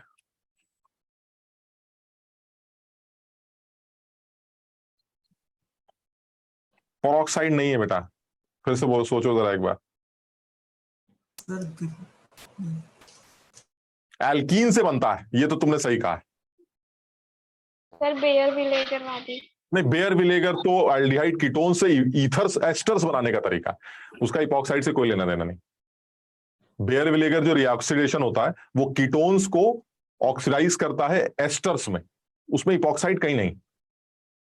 sir alkene का पेरोक्सी एसिड के साथ। शाबाश, बिल्कुल सही बात। एल्कीन्स का पेरोक्सी एसिड के साथ, जब एल्कीन्स पेरोक्सी एसिड के साथ रिएक्ट करती तो वो इपॉक्साइड बनाती, जिसमें अगर आपने पानी डाल दिया तो वो एंटी हाइड्रोक्सिलेशन शो करने लगती। यानी हम पहले जो ये बोल रहे हैं ऋषभ, उसके बारे में लिख रहा हूं, सिर्फ वो लिख देता हूं, ज्यादा डिटेल में नहीं जाएंगे। मान लीजिए जैसे ये हमारे पास एक एल्कीन, तो इस एल्कीन की रिएक्शन पेरोक्सी एसिड के साथ कराई, मान लीजिए CF3CO3H। ये तुम बेयर विनेगर वाले रिएजेंट तो नहीं कह रही थी गुंजन? हाँ, रिएजेंट तो यही है, तुम सही कह रही हो, बेयर विनेगर का। हाँ, बेयर विनेगर का रिएजेंट तो यही है, लेकिन वो रिएक्शन होती कीटोन्स के साथ। तो जब वो कीटोन, अगर तुम उसको बेयर विनेगर रिएक्शन बोलती हो तो that is oxidation of ketones into asters. अगले चैप्टर में पढ़ेंगे हम ये, ठीक है। तो लेकिन अगर रिएजेंट की बात करें तो दिस इज पेरोक्सी एसिड, इसे peroxy acid, CO3H is peroxy. और जरूरी नहीं यही हो, ये भी हो सकता है HCO3H, ये भी हो सकता है PHCO3H। हमें CO3H से मतलब है, बस बात खत्म। यानी मेरे पास एक पेरोक्सी एसिड है, इनमें से कोई भी यूज कर लेते हैं, पेरोक्सी एसिड है जो एल्कीन के सामने रखा गया है। अगर सिर्फ पेरोक्सी एसिड एल्कीन के सामने रखा हो तो आप इसका डायरेक्ट आंसर इपॉक्साइड लिख सकते हैं, दिस इज इपॉक्साइड, बात खत्म। लेकिन अगर यही पेरोक्सी एसिड पानी के साथ यूज किया गया होता, यानी कहने का मतलब ये इपॉक्साइड बन गया और इस इपॉक्साइड के बाद आपने इसका हाइड्रेशन किया, then the answer will be anti hydroxylation. तब उस प्रोसेस को एंटी हाइड्रोक्सिलेशन का नाम दिया जाता है। Now this is anti hydroxylation. लेकिन तब जब आप पानी डालें, अब कोई सोच के बताए, कोई सिन हाइड्रोक्सिलेशन का भी कोई मेथड होता है? ये तो एंटी हाइड्रोक्सिलेशन है। कोई सिन हाइड्रोक्सिलेशन भी होती जिसमें दोनों OH सेम डायरेक्शन में लगे? Sir MnO2 and bears reagent होती है हमारी, बेयर्स रिएजेंट, जिसको आप कोल्ड डाइल्यूट की MnO4 बोलते हैं। उसमें 2 OH लगते हैं और दोनों सेम डायरेक्शन में लगते हैं। और कोई आदमी? Sir OSO4, osmium tetroxide, osmium tetroxide भी ये काम करता है। ऑस्मियम टेट्राऑक्साइड भी 2 OH को लगाता है सेम डायरेक्शन में। ये लेकिन यहां पर जो आप कर रहे हैं वो आप 2 OH लगा रहे हैं एंटी डायरेक्शन में। So this process is overall, this process is known as anti hydroxylation. Anti hydroxylation. अब जब तुम लिख रहे हो तो इसको लिख ही लो, ये एंटी हाइड्रोक्सिलेशन है जिसमें ऐसा हो रहा है। हालांकि हमें जो पढ़ना है, अभी जो हमने हेडिंग डाली है वो ये पढ़ना है, इसके आगे वाला ये पढ़ना है कि ये इपॉक्साइड जो है ये ऐसे कैसे कन्वर्ट हुआ, ये हम पढ़ने जा रहे हैं। इपॉक्साइड को तोड़ना पढ़ने जा रहे हैं हम इपॉक्साइड को पढ़ना नहीं, बनाना नहीं पढ़ने जा रहे हैं। लेकिन हमने पहले ऐसे समझ लिया, याद कर लिया इस बात को कि इपॉक्साइड बना कैसे होगा। इपॉक्साइड बनाने के लिए आपने एल्कीन पर पेरोक्सी एसिड मारा बिना पानी के, तो इपॉक्साइड तैयार हो गया। उसके बाद आप एसिड कैटलाइज मैकेनिज्म से या बेस कैटलाइज मैकेनिज्म से इसको आगे तोड़ ताड़ के खत्म कर सकते हैं, वो हम पढ़ने जा रहे हैं। ये समझ में आई बात? अच्छा, अब पहली बात तो ये कि कोई सोच के बताए कि ये आपने इतनी आसानी से एल्कीन से पेरोक्सी एसिड इपॉक्साइड बनाया कैसे, क्या मैकेनिज्म, ये कन्वर्जन कैसे हो?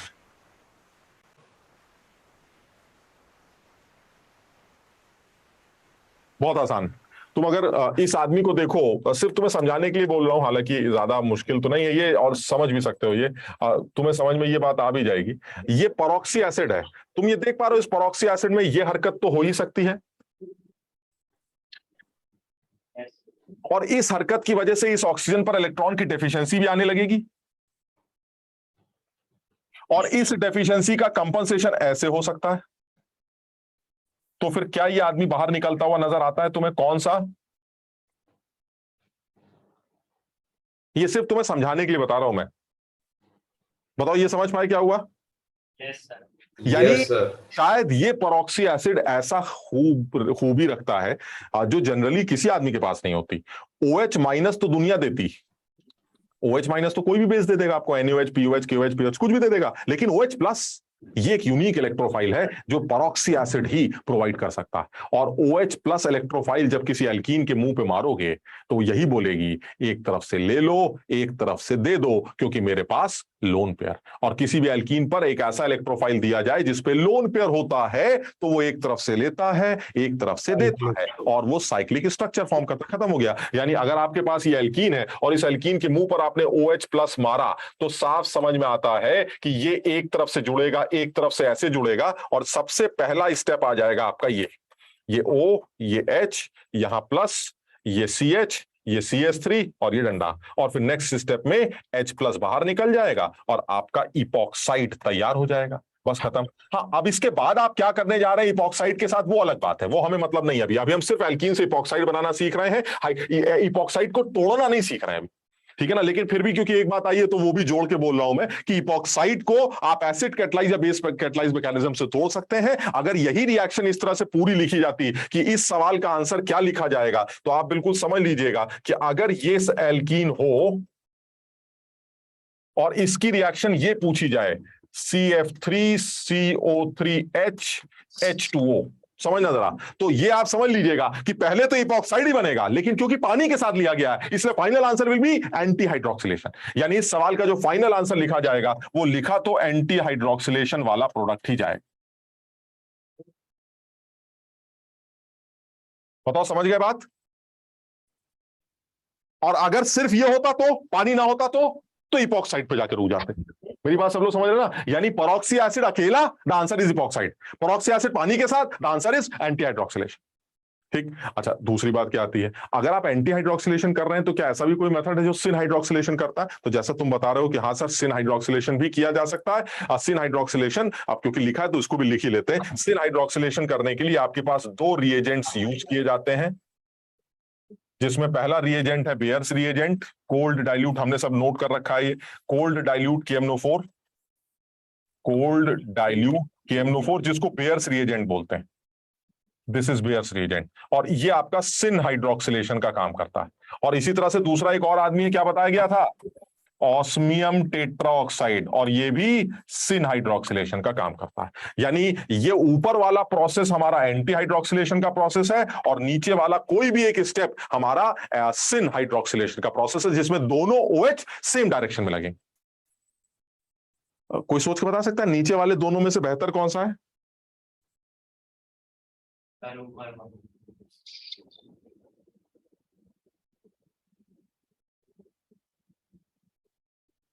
ये हमने किया है कि नहीं किया है, मतलब या तुमने ऐसे ही पढ़ा है कहीं, मतलब क्या मैंने बताया? ऑक्सीडेशन किया तो है, हाँ, लेकिन बताया नहीं था कि क्या होता है अंदर, यानी कि सिर्फ इतना बताया था कि सीन होता है वैसा। अच्छा एक सेकंड, मैं फिर तुम पहले नोट करो, मैं इसमें एक चीज इंपॉर्टेंट है जो बताऊंगा तुम्हें, क्योंकि मैंने एक किसी किताब में एक सवाल भी देखा इससे रिलेटेड।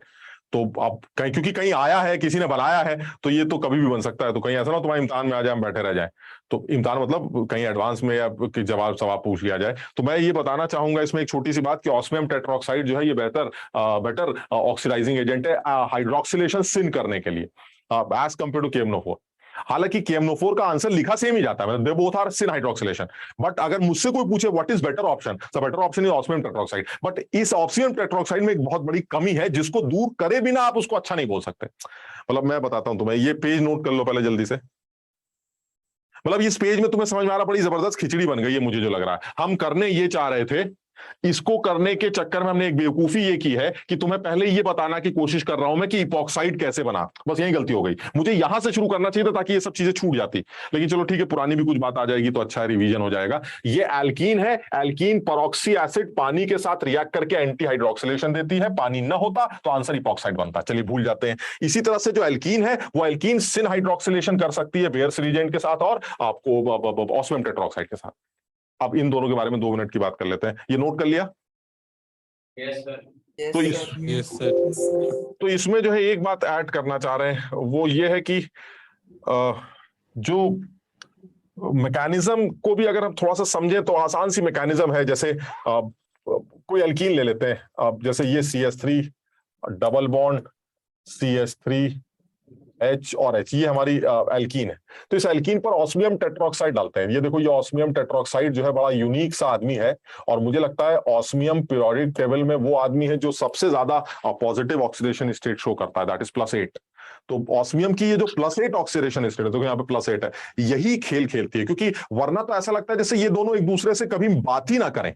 अगर इनका मन करे तो कभी बात ही ना करें। क्यों? क्योंकि ये सिस्टम इलेक्ट्रॉन रिच सिस्टम है, और इसके पास तो इलेक्ट्रॉन ही इलेक्ट्रॉन भरे पड़े हैं। पाई बॉन्ड, लोन पेयर, धमाका, दोनों सब बवाल मचा पड़ा है। तो हमें लगता है ये दोनों तो कभी बात ही नहीं करेंगे, लेकिन एक्चुअली ऑस्मियम की +8 ऑक्सीडेशन स्टेट ही अट्रैक्ट करती है इन दोनों को। कैसे करती होगी? ये जो ऑस्मियम की +8 ऑक्सीडेशन स्टेट है, शायद वो ये कहती होगी कि भाई ऐसा मेरा ऑक्सीडेशन स्टेट +8 है, इसकी वजह से शायद ये जो शेयर्ड पाई इलेक्ट्रॉन्स है ये ऑस्मियम के वेकेंट ऑर्बिटल में मूव कर सकते हैं।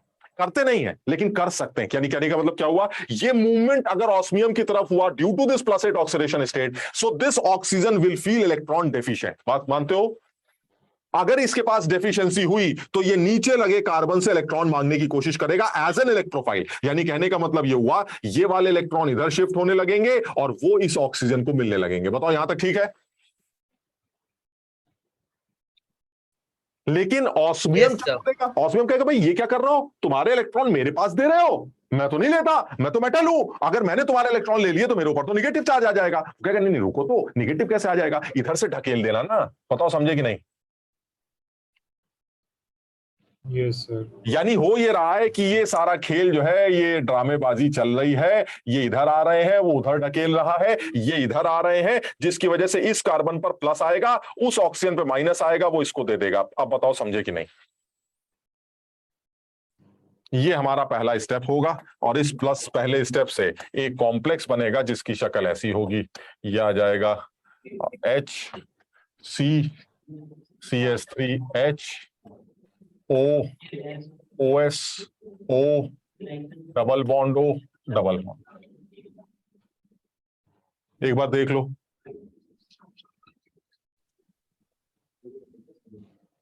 ठीक है? अब जैसे ही ये कॉम्प्लेक्स बनेगा, इस कॉम्प्लेक्स को पानी डाल के हाइड्रोलाइज करके तोड़ देंगे, खत्म करिए बात को। आपने इसकी हाइड्रोलिसिस कर दी, और जब हाइड्रोलिसिस होती है तो मुझे लगता है तुम सब जानते हो, हाइड्रोलिसिस का मतलब यही हुआ कि ये जो बॉन्ड है ये टूटेंगे। जब ये वाले बॉन्ड टूटेंगे तो पानी जुड़ेगा। पानी कैसे जुड़ेगा? ये वाला बॉन्ड टूटा और ये वाला बॉन्ड टूटा। पानी कैसे जुड़ा? पानी ने अपने H तो इसको दे दिए, और जो ऑस्मियम पे प्लस आया बॉन्ड टूटने के बाद, उस पर पानी आ गया OH लेकर, यानी यहां दे दिए OH। जरा समझना। यानी आप देखो फाइनली बना क्या ये दोनों OH सेम डायरेक्शन में लग रहे हैं कि नहीं? Yes sir. ठीक, अच्छा अब जो साथ में बचा वो भी लिख लेते हैं। जो हमारा बना वो तो ये बना, और हमारा पर्पस भी यही था। हमारा पर्पस भी सिन हाइड्रोक्सिलेशन करने का ही था, तो हमने ये सिन हाइड्रोक्सिलेशन तो कर दिया, लेकिन साथ में जो बना वो भी लिख लेते हैं एक बार, वो भी काम आएगा हमारे। OS के साथ 2 O तो पहले से थे, और पानी ने 2 OH और दे दिए, OSO2OH whole twice. This is osmic acid. इसका पर्पस है अभी हम समझते हैं जरा। यानी ये सिन हाइड्रोक्सिलेशन आपका तैयार हो गया, और ये सेम आंसर आपका तब भी निकल के आएगा जब आप KMnO4 की बात करेंगे। जरा समझना, KMnO4 की शक्ल अगर तुम्हें याद हो तो KMnO4 ऐसा होता है। तुम देख पा रहे हो मैग्नीज की ऑक्सीडेशन स्टेट यहां पर +7 है। तो क्या ये भी पहचान पा रहे हो, जो खेल तुमने ऊपर खेला वो नीचे भी खेला जा सकता था, और इसी तरह से ये कॉम्प्लेक्स बनाकर तोड़कर सिन हाइड्रोक्सिलेशन दिया जा सकता था सेम? ये समझ में आ रही खेल? ठीक, तो इसका फाइनल आंसर यही आ जाएगा। यानी बेयर्स रिएजेंट जो है हमारा कोल्ड डाइल्यूट KMnO4 वो भी यही काम करेगा, और हमारा जो ऑस्मियम टेट्रोक्साइड वो भी यही काम करेगा। मेरा सवाल ये था, दोनों काम क्या करेंगे, मतलब सिन हाइड्रोक्सिलेशन करेंगे। ठीक, मेरा सवाल ये था कि बेहतर क्या है। तो देखो बड़ा सीधी सी बात है, कोल्ड डाइल्यूट KMnO4 चाहे जितना ठंडा क्यों ना हो, लेकिन वो ऑक्सीडाइजिंग एजेंट तो तगड़ा है, और ये जो तगड़ा ऑक्सीडाइजिंग एजेंट है उसके साथ ये कमी ये है कि ये जो आपने डायोल बनाया है, अगर ये फर्दर ऑक्सीडाइज हो सकता होता तो हो सकता है ये फर्दर ऑक्सीडाइज भी होने लगता। लेकिन फिर भी आंसर यही लिखा जाता है, आंसर इज सिन हाइड्रोक्सिलेशन, बात खत्म। बेयर्स रिएजेंट के साथ जब एल्कीन रिएक्ट करती है तो बेयर्स रिएजेंट का कलर, वायलेट कलर गायब होने लगता है। बिल्कुल सही है, and the answer is syn hydroxylation. लेकिन मैं यहां पर एक चीज जोड़ रहा हूं, सिन हाइड्रोक्सिलेशन तो आंसर लिखा ही जाता है, लेकिन जो कमी या दर्द है वो क्या है कि बना हुआ जो डायोल है वो फर्दर ऑक्सीडाइज होने की टेंडेंसी भी रखता है। यानी आप चाह रहे हैं डायोल बनाना और पता चला वो फर्दर ऑक्सीडाइज होकर डबल बॉन्ड ओ में कन्वर्ट होने लगा। यानी ये कमी KMnO4 की कमी है कि वो एक स्ट्रॉन्ग ऑक्सीडाइजिंग एजेंट है जो बने हुए डायोल को फर्दर ऑक्सीडाइज कर सकता है। लेकिन ये काम ऑस्मियम टेट्राक्साइड नहीं करता। ठीक, तो अब ऐसे में तो सर डायोल बनाने का अच्छा तरीका कौन सा हुआ? सिन KMnO4 वाला। ये तो सर KMnO4 वाला अच्छा तरीका है, नहीं सॉरी, ऑस्मियम टेट्रोक्साइड वाला अच्छा तरीका है, क्योंकि यहां तो ऑक्सीडेशन भी हो सकता है, तो बेटर तो ऑस्मियम टेट्रोक्साइड वाला है। तो जैसे ही मैंने बोला बेटर ऑस्मियम टेट्रोक्साइड वाला है, तो फौरन एक आदमी ने एक जवाब दिया, एक चीज बोली, तुम्हें पता भी है कि ऑस्मियम टेट्रोक्साइड जो है बहुत महंगा होता है। तो मैंने कहा मेरी जेब से क्या जा रहा है बे, अब कॉपी पे लिखना है लिख देंगे, उसमें क्या है, ऑस्मियम कह रहा नहीं, फिर भी हमें पता होना चाहिए कि ऑस्मियम टेट्रोक्साइड जो है वो महंगा सब्सटेंस है। और जिस तरह की रिएक्शन तुमने दिखाई उस हिसाब से तो ऐसा लगता है कि 1 मोल जो एल्कीन है वो 1 मोल ऑस्मियम टेट्रोक्साइड से रिएक्ट कर रही, मानते हो कि नहीं? और 1 मोल ऑस्मियम टेट्रोक्साइड बहुत महंगा पड़ेगा। हमने कहा यार महंगे की दिक्कत नहीं, बहुत पैसा है, समझ लो। उसने कहा सुनो ये बड़ा टॉक्सिक होता है। हमने कहा नहीं, अब दिक्कत हो गई, क्योंकि अब जान पे बात आ गई। अगर ये टॉक्सिक होता है, आपको ज्यादा लेना है, महंगा है, ज्यादा ले लेंगे, चलिए सब सही है, लेकिन सर अगर ये टॉक्सिक हुआ तो बड़ी दिक्कत हो जाएगी, कहीं मर आ गए, तो इससे अच्छा KMnO4 को इस्तेमाल कर लेंगे। यानी आप कौन सा ज्यादा अच्छा लगने लगा? अब KMnO4 वाला मेथड ज्यादा अच्छा लगने लगा, लेकिन होता ऊपर वाला ही। क्यों? उसका रीजन, इसमें कमी क्या है ऊपर वाले में? कमी ये कि ये महंगा है और टॉक्सिक है। ठीक, अच्छा अगर कुछ ऐसा जुगाड़ लग जाए कि कम से काम चल जाए, थोड़े से काम चल जाए, थोड़े से इतना सा, तो दोनों चीजें बच गई। क्या? एक तो महंगा नहीं है, थोड़ा सा चाहिए, और क्योंकि थोड़ा है हैंडल कर लेंगे, समझो बात को, वो टॉक्सिक वॉक्सिक वाली बात थोड़ा सा देख लेंगे, बच जाएंगे, हेलमेट वगैरह लगा के अपना कर लिया काम। ठीक, लेकिन सर ऐसा कैसे हो सकता है थोड़ा लेंगे? ये तो दिखाई दे रहा है सर, या तो 1 मोल का रिएक्शन हो रहा है, 1 मोल की कंजम्पशन हो रही है, थोड़ा कैसे ले लेंगे? थोड़ा इस तरह से ले लेंगे कि आप इसी रिएक्शन में थोड़ी सी H2O2 डाल देंगे। समझो बात को, अगर आप इसी रिएक्शन में थोड़ी सी H2O2 डाल दें तो ये जो H2O2 है ये बने हुए ऑस्मिक एसिड के पास जाती है और उसको फर्दर ऑक्सीडाइज कर देती है ऑस्मियम टेट्रोक्साइड। समझो बात, यानी H2O2 जो कि एक माइल्ड ऑक्सीडाइजिंग एजेंट है, वो बने हुए ऑस्मिक एसिड को फर्दर ऑक्सीडाइज करके ऑस्मियम टेट्रोक्साइड में कन्वर्ट कर देती है, और अब ये ऑस्मियम टेट्रोक्साइड एक कैटलिस्ट की तरह बिहेव करता है, बना वापस, बना वापस, बना वापस, ऐसे में थोड़ा सा ऑस्मियम टेट्रोक्साइड लीजिए, आपका काम चलता रहे। ठीक है ना? तो इसलिए बेहतर अब जो है वो ऑस्मियम टेट्रोक्साइड को ही माना जाएगा with the help of some H2O2। तो अगर आप H2O2 का इस्तेमाल करें इसके अंदर थोड़ा सा, तो आपको ऑस्मियम टेट्रोक्साइड वाला मेथड ज्यादा आसान मेथड और ज्यादा बढ़िया मेथड लगेगा, क्योंकि KMnO4 के साथ इस कमी को कोई नहीं रोक सकता। KMnO4 एक ऑक्सीडाइजिंग एजेंट है जो बने हुए डायोल को फर्दर ऑक्सीडाइज कर सकता है। कुछ समझ पाए बात? सर आपने जैसी रिएक्शन करी है वो सच में होती है या फिर आपने तो हमें समझाने के लिए करी है? जो आपने जो सबसे पहला स्टेप लिखा है ये वाला? Yes sir. अबे सच में नहीं होती होगी तो हम क्या बता रहे बे? सर आप ही कह रहे थे स्टार्टिंग में कि ऐसे ही कह रहे हैं। नहीं ऐसे ही कह रहे हैं, मतलब हम समझा तो अपनी तरफ से ही रहे, लेकिन होता ऑस्मियम की +8 ऑक्सीडेशन स्टेट की वजह से है ये। ऐसी क्या मतलब कुछ भी बना देंगे? ठीक है सर। मतलब ये तो सिर्फ तुम्हें समझाने के लिए इस तरह से बोल रहे थे कि भाई ऑस्मियम भी +8 इधर से लिया तो, क्योंकि मेटल है तो ये लेन देन अजीब सा लगता है, बट चलता ऐसा ही है। तुम्हें इधर से ऑक्सीजन को ले रहे हैं तो आप माइनस फील करेंगे, लेकिन आप तो मेटल है तो माइनस फील नहीं कर सकते, तो इधर से देने लगेगा, अपने आप को सेट कर देगा, क्या ये चल रहा है मामला। और इस चक्कर में होगा क्या कि दोनों कार्बन डेफिशिएंट हो जाएंगे, दोनों कार्बन पे चार्ज आ जाएगा और इन दोनों ऑक्सीजन पे चार्ज आ जाएगा, ये इससे जुड़ जाएगा, ये इससे जुड़ जाएगा, तो एक साइक्लिक स्ट्रक्चर बन जाएगा सेम डायरेक्शन में।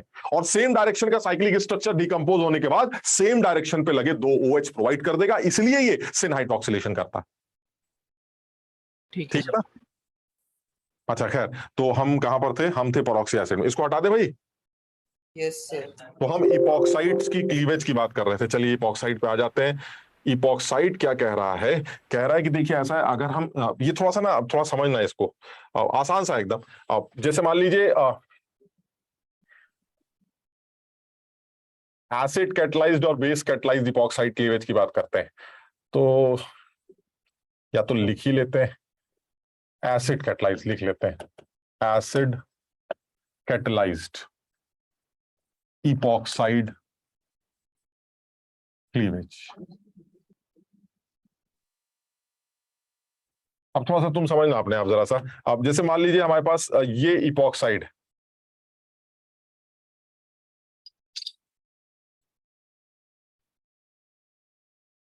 ये इपॉक्साइड है, और ये कुछ एसिड कैटलाइज्ड रिएक्शन की बात कर रहे हैं, जैसे H+ डाल दिया और मान लो जैसे पानी डाल दिया, ये रिएक्शन।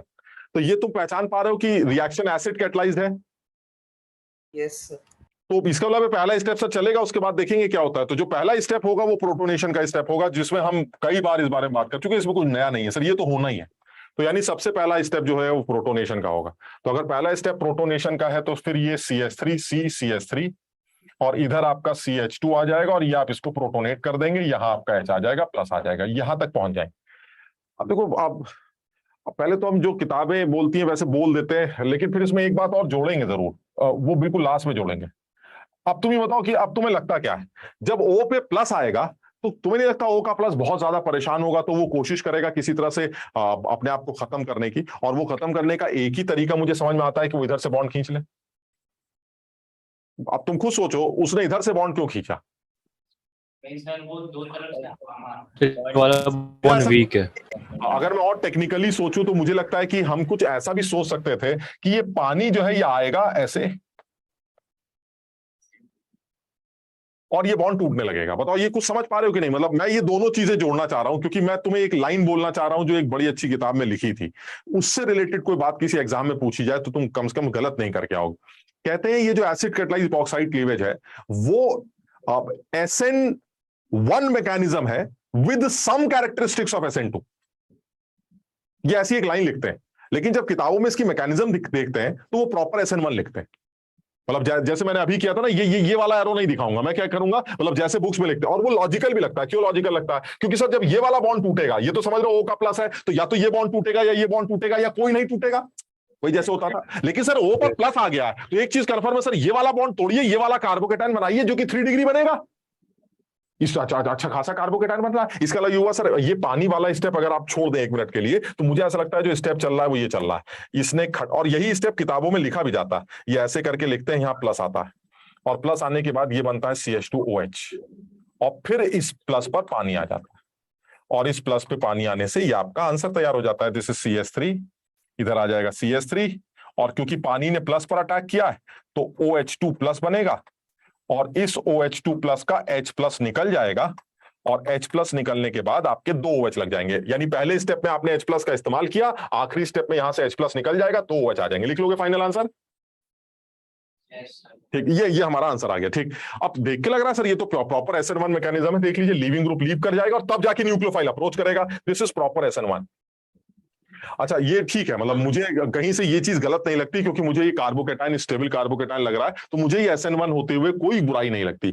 लेकिन मुझे जो डाउट आ रहा है वो डाउट ये आ रहा है कि इसको आप अगर SN1 बोल देते हैं, चलिए ठीक है, इस रिएक्शन के बारे में क्या ख्याल है? इसको भी क्या SN1 एग्जैक्टली SN1 की कैटेगरी में डालना समझदारी है? एक बार खुद समझो जरा बात को। ये अगर मैं H+H2 ले लेता तो मतलब क्या ये समझदारी लगती है इसे प्रॉपर SN1 बोला जाए? क्योंकि अब जब आप इसका प्रोटोनेशन करेंगे तो कार्बोकेटाइन बहुत ज्यादा अच्छा नहीं बनेगा। यानी अगर आपका पहला स्टेप ये चल गया तो आप पहला स्टेप क्या बनाओगे? CH3 C, इधर H, इधर CH2, इधर O, इधर H और O पे प्लस। हालांकि इसको आप SN1 की कैरेक्टरिस्टिक देते हैं, मैं मना नहीं कर रहा, बट इस बार मुझे ऐसा लगता है कि कुछ ऐसा भी हो रहा होगा, मतलब प्योरली कार्बोकेटाइन बनते वक्त ये आदमी भी आ रहा होगा ऐसा। अब देखो, मैं बताना ये चाह रहा हूं कि जो सीधी सी बात है वो करते हैं हम, वो ये है कि O पर प्लस जो होता है वो एक बड़ा अच्छा लीविंग ग्रुप होता है, क्योंकि O का प्लस तो बड़ा परेशान है, तो वो भागने के लिए बड़ा तैयार। तो क्योंकि ये बहुत अच्छा लीविंग ग्रुप है, इसलिए मुझे ऐसा लगता है कि जो बॉन्ड का ब्रेकेज है वो बहुत फास्ट हो रहा है। समझना जरा बात को।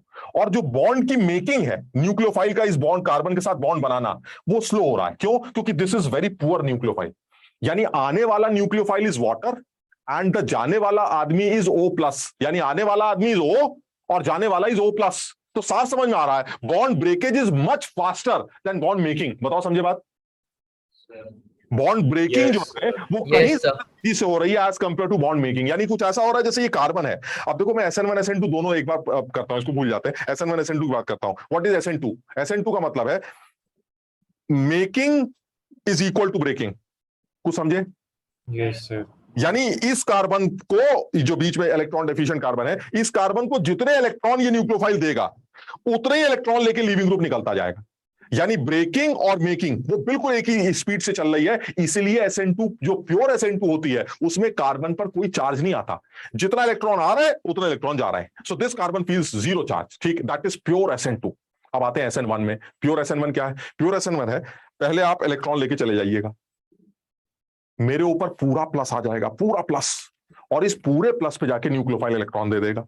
ये हमारी क्या है? प्योर SN1, यानी बॉन्ड ब्रेकिंग पहले then bond making, this is SN1। Breaking making साथ में with same speed, pure SN2। Clear? Yes अब तुम इसको बताओ क्या कहते हो? क्या ये कहना ठीक है कि ब्रेकिंग एंड मेकिंग सिमिलर? तो इसका मतलब ये SN2 नहीं है। Breaking is not equal to making. Why? Because the leaving group is better nucleophile, better leaving group as compared to coming nucleophile. इसका मतलब ये हुआ leaving nature is O plus and the attacking nature is O. So that means leaving character of O plus is much जबरदस्त than attacking का attack करना। इसका मतलब ये हुआ सर आना और जाना तो किसी भी सूरत में बराबर नहीं है। So bond breaking and making is not same. So this is not SN2. Clear? This is not pure SN2. ठीक। अच्छा दूसरी बात, क्या ये कहना ठीक है कि पहले बॉन्ड ब्रेक कर जाएगा फिर न्यूक्लियोफाइल अप्रोच कर रहा है? सर इस बार मुझे डाउट ये लग रहा है कि क्योंकि अगर पहले ये लीव कर जाए तो यहां प्लस आएगा, और ये प्लस सर 2 डिग्री है, मुझे थोड़ा सा डाउट हो रहा है, इतना अच्छा तो ये भी नहीं बनेगा। तो इसका मतलब हुआ सर मुझे डाउट ये है कि ये भी कहना ठीक नहीं है कि पूरा वो टूटेगा तब जाके न्यूक्लियोफाइल अप्रोच करेगा, यानी फर्स्ट ब्रेकिंग देन मेकिंग, ये भी नहीं लगता। यानी मैं तुम्हें ये बताना चाह रहा हूं कि जो एसिड कैटलाइज्ड इपॉक्साइड का क्लीवेज होता है उसके अंदर वैसे तो ये SN1 की कैरेक्टरिस्टिक रखता है, तुम देख रहे हो O का प्लस भागने की तैयारी में है तो ये SN1 की कैरेक्टरिस्टिक रखता है, लेकिन इसके अंदर SN2 भी होती है। कहने का मतलब it is actually SN1 with some characteristics of SN2 also. ये स्टेटमेंट इंपॉर्टेंट स्टेटमेंट। नॉर्मल अगर बात करते हैं तो नॉर्मल बड़ा क्लियर हो गया कि सर ये SN1 की कैरेक्टरिस्टिक, SN1 की रिएक्शन लगती है। इस केस में क्या ये कहना ठीक है कि SN2 की कैरेक्टरिस्टिक है? नहीं sir, this is purely SN1, क्योंकि कार्बोकेटाइन बहुत अच्छा बन रहा है, मस्त SN1 रिएक्शन करिए, आगे बढ़ जाइए, बात खत्म करिए।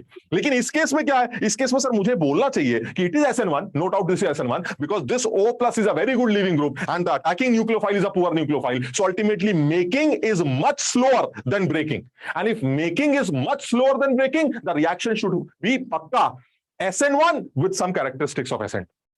समझ पाई बात? यानी कि आप इस बॉन्ड को देखते हैं, इसका टूटना तेज है, इसका बनना कम है, तो इसका मतलब इस कार्बन पर सफिशिएंट पॉजिटिव चार्ज आने लगेगा, डेल प्लस, बड़ा डेल प्लस आने लगेगा, और अगर बड़ा डेल प्लस आने लगेगा तो इसके अंदर SN1 की कैरेक्टरिस्टिक्स पैदा हो रही हैं। प्योर SN1 तब बोला जाएगा जब यहां पूरा प्लस आएगा, और वो पूरा प्लस तभी आएगा जब यहां एक ऐसा कार्बोकेटाइन बने जो स्टेबल कार्बोकेटाइन है, जैसा ये वाला केस बनाया गया। यानी ये तो क्लियर हो गया कि अगर आप एसिड कैटलाइज्ड इपॉक्साइड क्लीवेज की बात कर रहे हैं तो सर एक चीज क्लियर हो गई कि इसके अंदर SN1 की कैरेक्टरिस्टिक्स ही। वो अलग बात है कि अगर कार्बोकेटाइन बहुत ज्यादा अच्छा नहीं बन रहा है तो आप इसको SN1 ही माने with some characteristics of SN2 also, otherwise acid catalyzed epoxide cleavages SN1 reaction, बात खत्म, with some characteristics of SN2 in the case where carbocation is उतना अच्छा नहीं। लेकिन ये कंफर्म है sir, it will never be SN2 only. ये SN2 नहीं हो सकती, क्यों? क्योंकि कुछ भी कर लो O पर प्लस ही आएगा सर, और O का प्लस इस आने वाले न्यूक्लियोफाइल से हमेशा बेटर माना जाए। बताओ समझे बात? Yes sir. अब ये तो हमारी अब हम इसका जुगाड़ भी करेंगे, है ना? फिर दूसरी बात करते हैं, अगर मैं बेस कैटलाइज्ड इपॉक्साइड क्लीवेज की बात करता तो क्या होता? तो अगर मैं बेस कैटलाइज्ड इपॉक्साइड क्लीवेज की बात करूं, ये हटा दिया, नोट कर लिया ये? Yes sir. Yes sir. इसका आंसर लिख लोगे ना? इसका एक सेकेंड, इसका आंसर हो जाएगा CH3CH, इधर OH आ जाएगा, ये इसका आंसर आ जाएगा।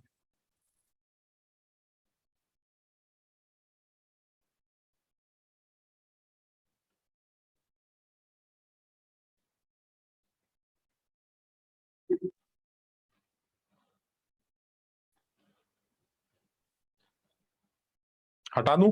यस नोट कर लिया भाई? निकिता नोट कर लिया? Yes sir.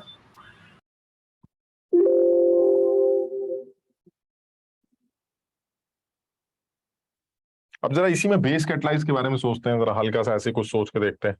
अब यही ले लेते हैं कुछ CH3 CH3 CH2O, और ये हो गया हमारा बेस कैटलाइज्ड। तो क्या लगता है, क्या इस बार O पर प्रोटोनेशन हो रहा है?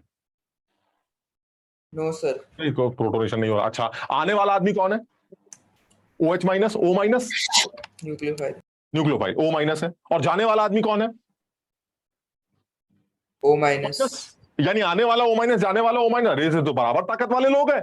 Purely SN2 sir, this is pure SN2 reaction. बताओ समझे कि नहीं? Yes sir.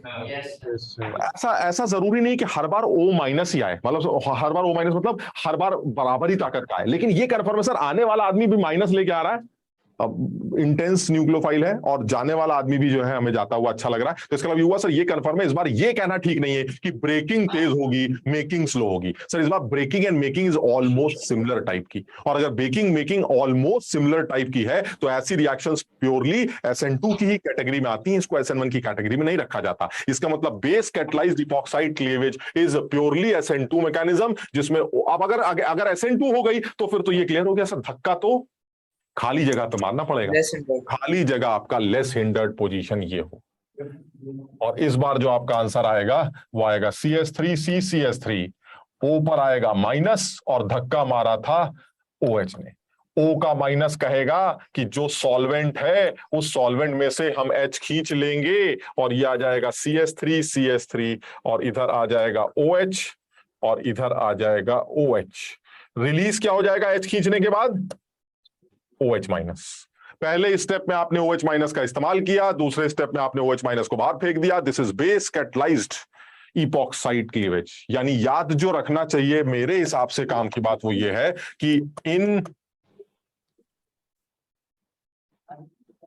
Acid catalyzed epoxide cleavage attack of nucleophile is on most hindered carbon.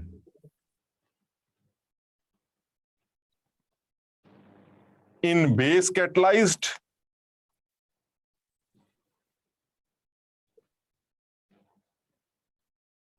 the attack of the nucleophile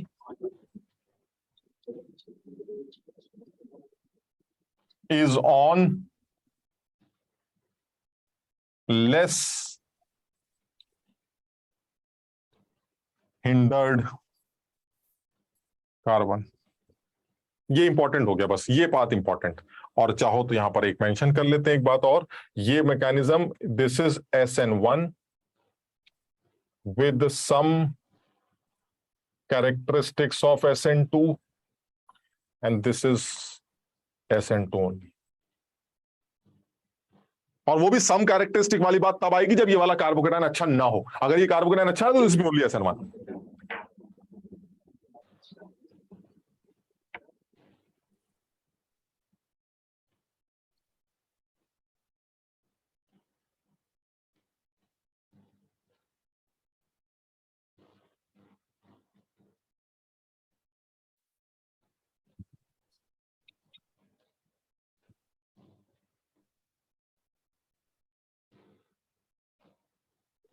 कर लिया भाई? सर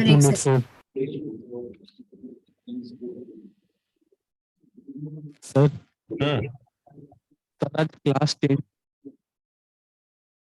क्या बेटा? 2:30 तक फिजिक्स की क्लास दिखा रहा था। 2:30 तक? Yes sir. अब सेंटर पे आए तो केमिस्ट्री में चेंज हो गई। और यार तुम पहले बताते हम फिजिक्स पढ़ा देते। नहीं सर, वो रजिस्टर ही नहीं था, लास्ट मोमेंट पे चेंज कर दी अभी। Yes sir. यार तुम अब कैसे बताएं, हमें भी जो है 3:30 बजे पता चला था। जैसे ही मैं अपनी एक क्लास लेके निकला था तो मुझे को बताया गया था कि फिर चले जाओ अंदर। तो शायद हरीश सर को कुछ काम था तो कुछ एडजस्टमेंट हुए थे, तो तुम्हें भी नहीं पता था, हमें भी नहीं पता था। तुम भी रजिस्टर नहीं लाए थे, हम भी रजिस्टर नहीं लाए, अब कैसे होगा? तो तुम किसी पन्ने अन्ने में नोट कर लो, अब और तो कुछ बता नहीं सकते यार। कर लिया सर वो हाँ, नोट। वो नोट करके अपने वही केमिस्ट्री वाले उसमें चिपका देना जाके। Yes sir. हाँ, ये सब तो जुगाड़बाजी स्कूल में खूब सीखी होती है यार, हम लोगों ने। कैसी बातें कर रहे हो यार? सर ऐसे वो पूरे यूनिफॉर्म रजिस्टर में पेज चिपके हुए अच्छे नहीं लगते ना। हाँ, तो दोबारा लिखना पड़ता है तो रिवीजन हो जाती है। लेकिन हाँ मतलब तुम वो अपने हिसाब से देख लो, लेकिन ये कि ये सब कोई तुम लोग बहुत स्मार्ट हो इन सब मामलों में, पन्ने फाड़ना चिपकाना, समझ रहे हो, कुछ जुगाड़। तुम तो स्कूल की कॉपी जो एग्जामिनेशन की कॉपियां होती है उसमें भी जुगाड़ लगा लेते हो तुम लोग तो। अब हटा दे भाई इसको, शरीर कर लिया। Yes sir.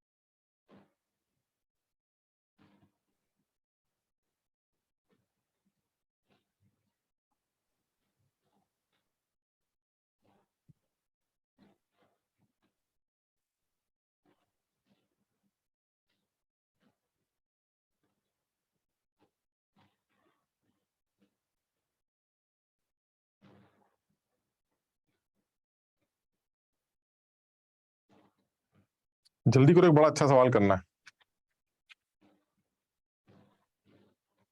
अब ये सब तो तुम कर लोगे भाई, कहाँ बस कर लेना बाद में। ये ऐसे बताते जाओ भाई, बेस कैटलाइज है। Yes sir. तो most hindered less hindered, less hindered. O पर जो माइनस आएगा वो क्या करेगा, सॉल्वेंट में से एच ले लेगा। वही जैसे अभी पानी में से एच लिया था, तो सॉल्वेंट में से एच ले। समझ में आया?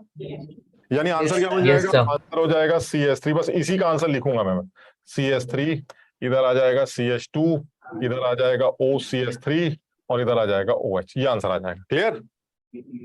Yes sir.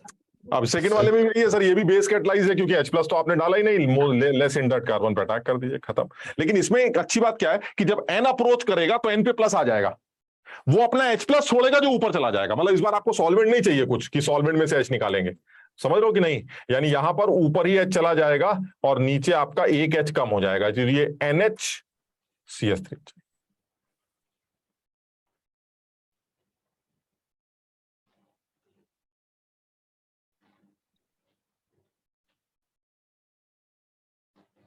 ये भी बेस कैटलाइज्ड है, ये भी वैसे रिएक्शन है। यहां धक्का मारिए, इसको तोड़ दीजिए, O पर माइनस आएगा जो H प्लस ले लेगा, खत्म हो गया। कर लोगे? नेक्स्ट वाला करते, ये वाला अच्छा है, बताओ क्या करें? ये ऐसी डराने के लिए है, समझ रहे हो? कुछ है नहीं इसमें, तो डराने के लिए बनाया गया है। ये देखिए, यही वही बेस कैटलाइज्ड, समझ गए? बस खत्म हो गया। ये सब ऐसी बकवास लटका रखा है। अब जो वो पे माइनस आएगा उस वो माइनस सॉल्वेंट में से क्या ले लेगा इस बार? डी। यानी इसका जो आंसर आएगा वो आंसर ऐसे लिखना चाहिए। अब यहां आ गया OCS3 और यहां आ गया OD, ये आंसर आ गया।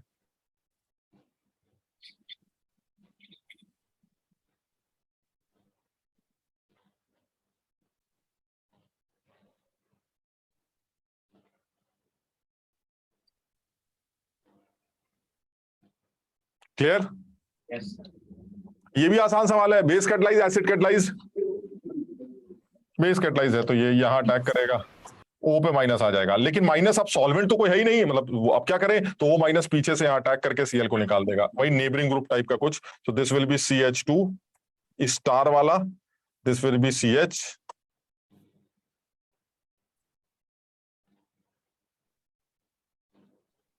कुछ समझे?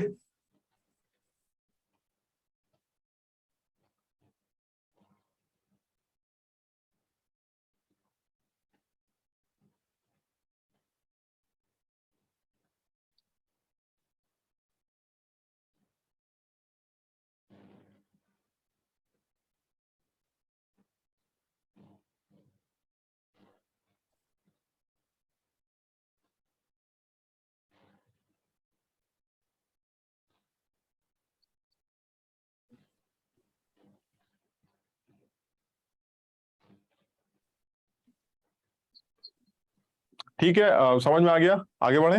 चलिए अब जरा एक आध सवाल कर लेते हैं। ये सब यार तुम कर लेना, हम तुम्हें दे देंगे, समझ लोगे। बताओ आंसर जल्दी से, बताओ क्या हो रहा है। Grignard, base catalyse, acid catalyse? Base catalyse. तो ये सीधे सीधे आंसर लिख दिया, ये R माइनस, O पर जो माइनस आएगा वो H लेगा, H2। तो इन्हीं में से कुछ आंसर आ जाए। ये कर लेना भाई, है ना। ये भी तुम जला, ये भी बताओ जल्दी से। ये वाले कराने नहीं थे, हमें एक सवाल कराना है, ये तुम देखना, अपने आप ही देखना। अच्छा बता दो, ये वाला और बता दो, जल्दी से बताओ। I2NOH क्या करता है? अरे आइडोफॉर्म टेस्ट। आइडोफॉर्म टेस्ट देता है। आइडोफॉर्म देगा तो क्या ये आइडोफॉर्म देने लायक आदमी है? Yes sir, C double bond OH। अबे CS3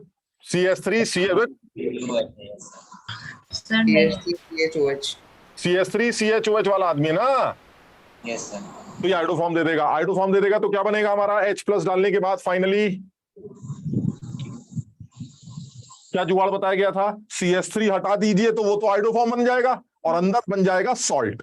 उस सॉल्ट का एसिडिफिकेशन अंदर बना देगा एसिड। वो एसिड बनेगा बीटा कीटो, हीट करके CO2 बाहर। बताओ समझे बात? यस। यानी कि मुझे लगता है CO2 बाहर होने के बाद आंसर ही आता है। एक बार चेक कर लेना। मतलब सबसे पहले क्या हुआ, ये आपका आइडोफॉर्म टेस्ट देगा तो ये CS3 बाहर निकल जाएगा। CS3 बाहर निकलेगा तो मैंने बताया था CS3 बाहर निकलने के बाद जो अंदर बच जाता है वो सॉल्ट होता है। CHI3 अलग हो जाएगा और इस सॉल्ट का अगर आप एसिडिफिकेशन कर दें तो ये एसिड बन जाएगा। और ये एसिड अगर आप पहचान पा रहे हैं तो ये बीटा कीटो एसिड है। और मैंने बताया था बीटा कीटो एसिड आग लगाते ही CO2 छोड़ देते हैं। CO2 छोड़ने के बाद ये आपका A बन जाए। क्लियर है?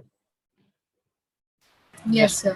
ठीक है, अब मैं सीधे उसी सवाल पे आता हूँ जो मैं कराना चाह रहा हूँ। मतलब तुम्हें दे दूंगा, तुम अपना कर लेना। जो 2-4 सवाल इसमें और लिखे हैं अपना पढ़ लेना। मैं जिस सवाल को कराना चाह रहा था वो ये वाला था। एक बार जरा देखो।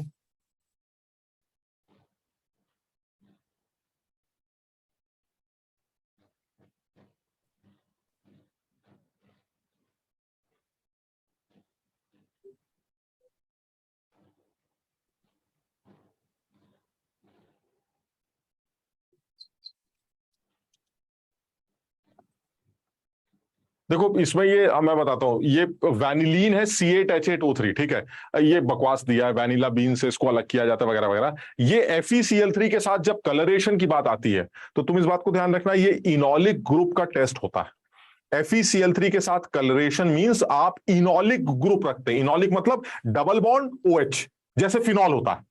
यानी जनरली ये फिनोलिक या इनोलिक ग्रुप को डिटेक्ट करता है कि अगर आप FeCl3 के साथ गंदा सा कलर दे रहे हैं, इंटेंस कलर दे रहे हैं, कभी कभी इसको कुछ मडी कलर बोल देते हैं, कभी वायलेट कलर बोल देते हैं, कभी ब्राउन कलर बोल देते हैं, सिर्फ कलर वर्ड यूज कर देते हैं। तो अगर आप FeCl3 के साथ कलरेशन शो कर रहे हैं तो इसका मतलब आप इनोलिक ग्रुप, और इनोलिक ग्रुप भी फिनोलिक ग्रुप भी इनोलिक ग्रुप होता है, तो दैट मींस आप फिनोल हो सकते हैं।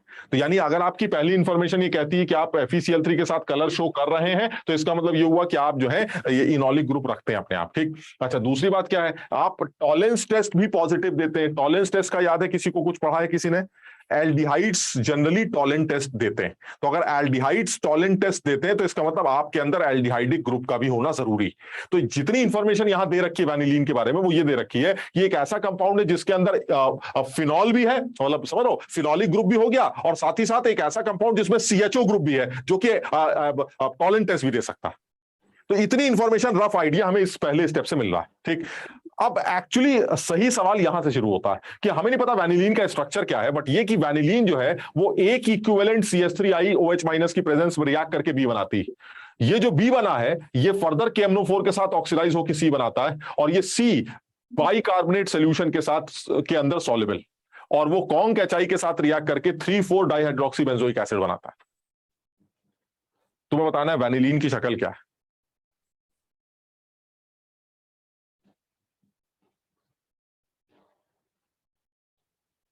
मुझे लगता है ये हेल्प थोड़ी सी हो सकती है अगर मैं डबल बॉन्ड इक्विवेलेंट निकाल लूं। तो मैं बताया था मैंने इस तरह के सवालों में डबल बॉन्ड इक्विवेलेंट हेल्प करता है। तो अगर आप DB निकालें तो हमारा C8H8O3 का DB आएगा 9 - 8/2 5। तो यानी DB मेरा 5 आएगा। 5 DB का मतलब है कि मैं एक ऐसा आदमी हूं जिसमें बेंजीन तो होनी ही है, समझ रहे हो, बेंजीन तो होनी है। और अच्छी बात क्या है, बेंजीन भी होनी है और साथ में CHO ग्रुप भी होना है, क्योंकि आप टॉलेंट टेस्ट देते हैं। तो इसका मतलब CHO ग्रुप होगा तो डबल बॉन्ड वो आ ही जाएगा, तो 1 DB वो खा जाएगा, यानी 4 DB बेंजीन ने खा लिया और 1 DB CHO खा जाएगा, 5 हो जाएंगे। लोकेशंस का डाउट है सर, तो एक काम करते हैं, मुझे ऐसा लगता है ये सर ये नीचे वाली इंफॉर्मेशन हेल्प करेगी, क्योंकि एक स्ट्रक्चर आपको पूरा बना के दिया गया है। तो एक काम करते हैं, पहले ये पूरा स्ट्रक्चर ही लिख लेते हैं। दिस इज 3,4 डाइहाइड्रोक्सीबेंजोइक एसिड, इसको बैक ट्रेस करेंगे। तो 3,4 डाइहाइड्रोक्सीबेंजोइक एसिड का मतलब है ये बेंजोइक एसिड है, और 1 2 3 3 4 ये 3,4 डाइहाइड्रोक्सीबेंजोइक एसिड। अब इसको बैक ट्रेस करो, जरा समझना, बैक ट्रेस का मतलब कुछ ऐसे चलते हैं। अब ये कैसे बना होगा, ये बना होगा C9H10O4 की, जो कि बाइकार्बोनेट सॉल्युबल है, उसकी कॉन्क HI के साथ रिएक्शन करने से। अच्छा, HI के साथ रिएक्शन करने से यहां पर 9 कार्बन है और यहां पर 7 कार्बन है, और HI का काम यही होता है कि वो ईथर ग्रुप रहा हो जो फिनॉल बनने के बाद फर्दर रिएक्ट ना करता हो। अच्छा, यानी अकल ये कहती है कि ये COH ग्रुप है और यहां OCH3 रहा होगा। बताओ कुछ समझे? जो कॉन्क HI के साथ रिएक्ट करके, मैंने बताया था ना, HI के साथ रिएक्ट करोगे तो अगर एक बार फिनॉल बन गया, ईथर है ये, ईथर के HI के साथ रिएक्शन याद है, तो यहां OH आ जाएगा, यहां भी OH आ जाएगा, और OH फर्दर HI से रिएक्ट नहीं करेगा। इसका मतलब हुआ सर 2 OH आ जाएंगे, CH3। अब देखिए इसमें कितने कार्बन हो गए, 6 7 8 9 सर, ये आपका दिस इज। एंड क्या ये बाइकार्बोनेट सॉल्युबल है? अरे एसिड है, बाइकार्बोनेट सॉल्युबल हो गया। चलिए और पीछे चलते हैं। ये बना है KMnO4 के ऑक्सीडेशन से, यानी अगर आपने KMnO4 डाला इसका मतलब सर आपने ऑक्सीडाइज किया है, और ऑक्सीडाइज किया है तो इसमें कोई शक ही नहीं है सर। 3 ऑक्सीजन है तो ये आदमी 1 ऑक्सीजन को रखेगा। अब 1 ऑक्सीजन को रखने वाला आदमी तो हमारा प्राइमरी अल्कोहल भी हो सकता था, CH2OH, क्योंकि CH2OH भी KMnO4 से ऑक्सीडाइज करके एसिड में कन्वर्ट हो सकता है। अब मुझे कैसे पता चलेगा वो CH2OH है या एल्डिहाइड है? DB से पता चलेगा। जरा DB बताओ कितना है इसका? 9 1 10 10 में से 5 गए, 5 DB 5 है। इसका मतलब हुआ सर 5 तभी आएगा जब बेंजीन के ऊपर CHO लगाओ, तभी तो 5 पूरे होंगे। यानी ये आ गया OCH3, ये आ गया OCH3। बताओ कुछ समझ रहे हो? ये मेरा है B।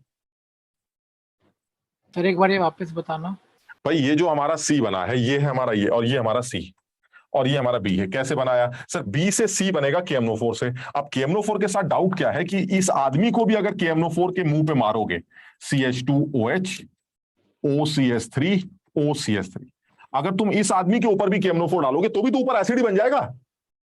Yes sir. ठीक है, अब मुझे डाउट हो रहा है कि यार अल्कोहल है कि एल्डिहाइड है? वो डीबी ने बता दिया, डीबी कह रहा मेरा 5 है, इसका डीबी 4 है, दिख रहा है 4।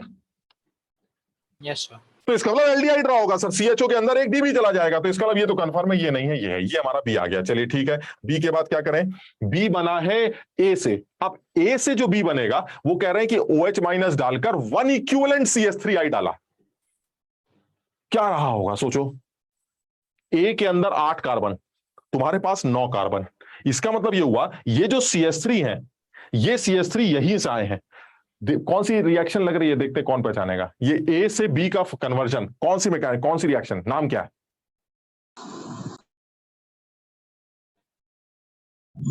सर रीमोटीमन ना अरे पागल हो गए क्या बे, रीमोटीमन तो क्लोरोफॉर्म के साथ होती है। अरे विलियमसन है, ईथर बन रहे हैं, ईथर।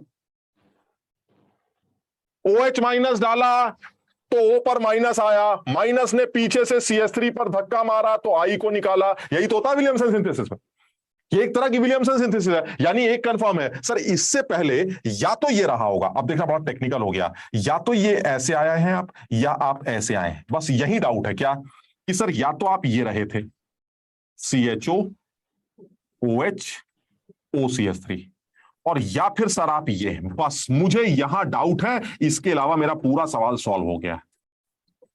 क्योंकि इन दोनों का ही ये स्टेप फॉलो करने से यही आंसर आए।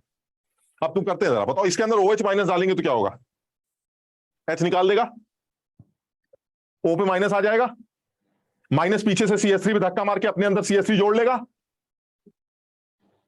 ये आंसर आ जाए। समझ में आई बात? और अगर ये सही है तो क्या होगा, OH डालोगे, H निकाल लेगा, O पर माइनस आ जाएगा, वो भी CH3 पे धक्का मारेगा और CH3 जोड़ लेगा, तब भी यही आंसर आएगा।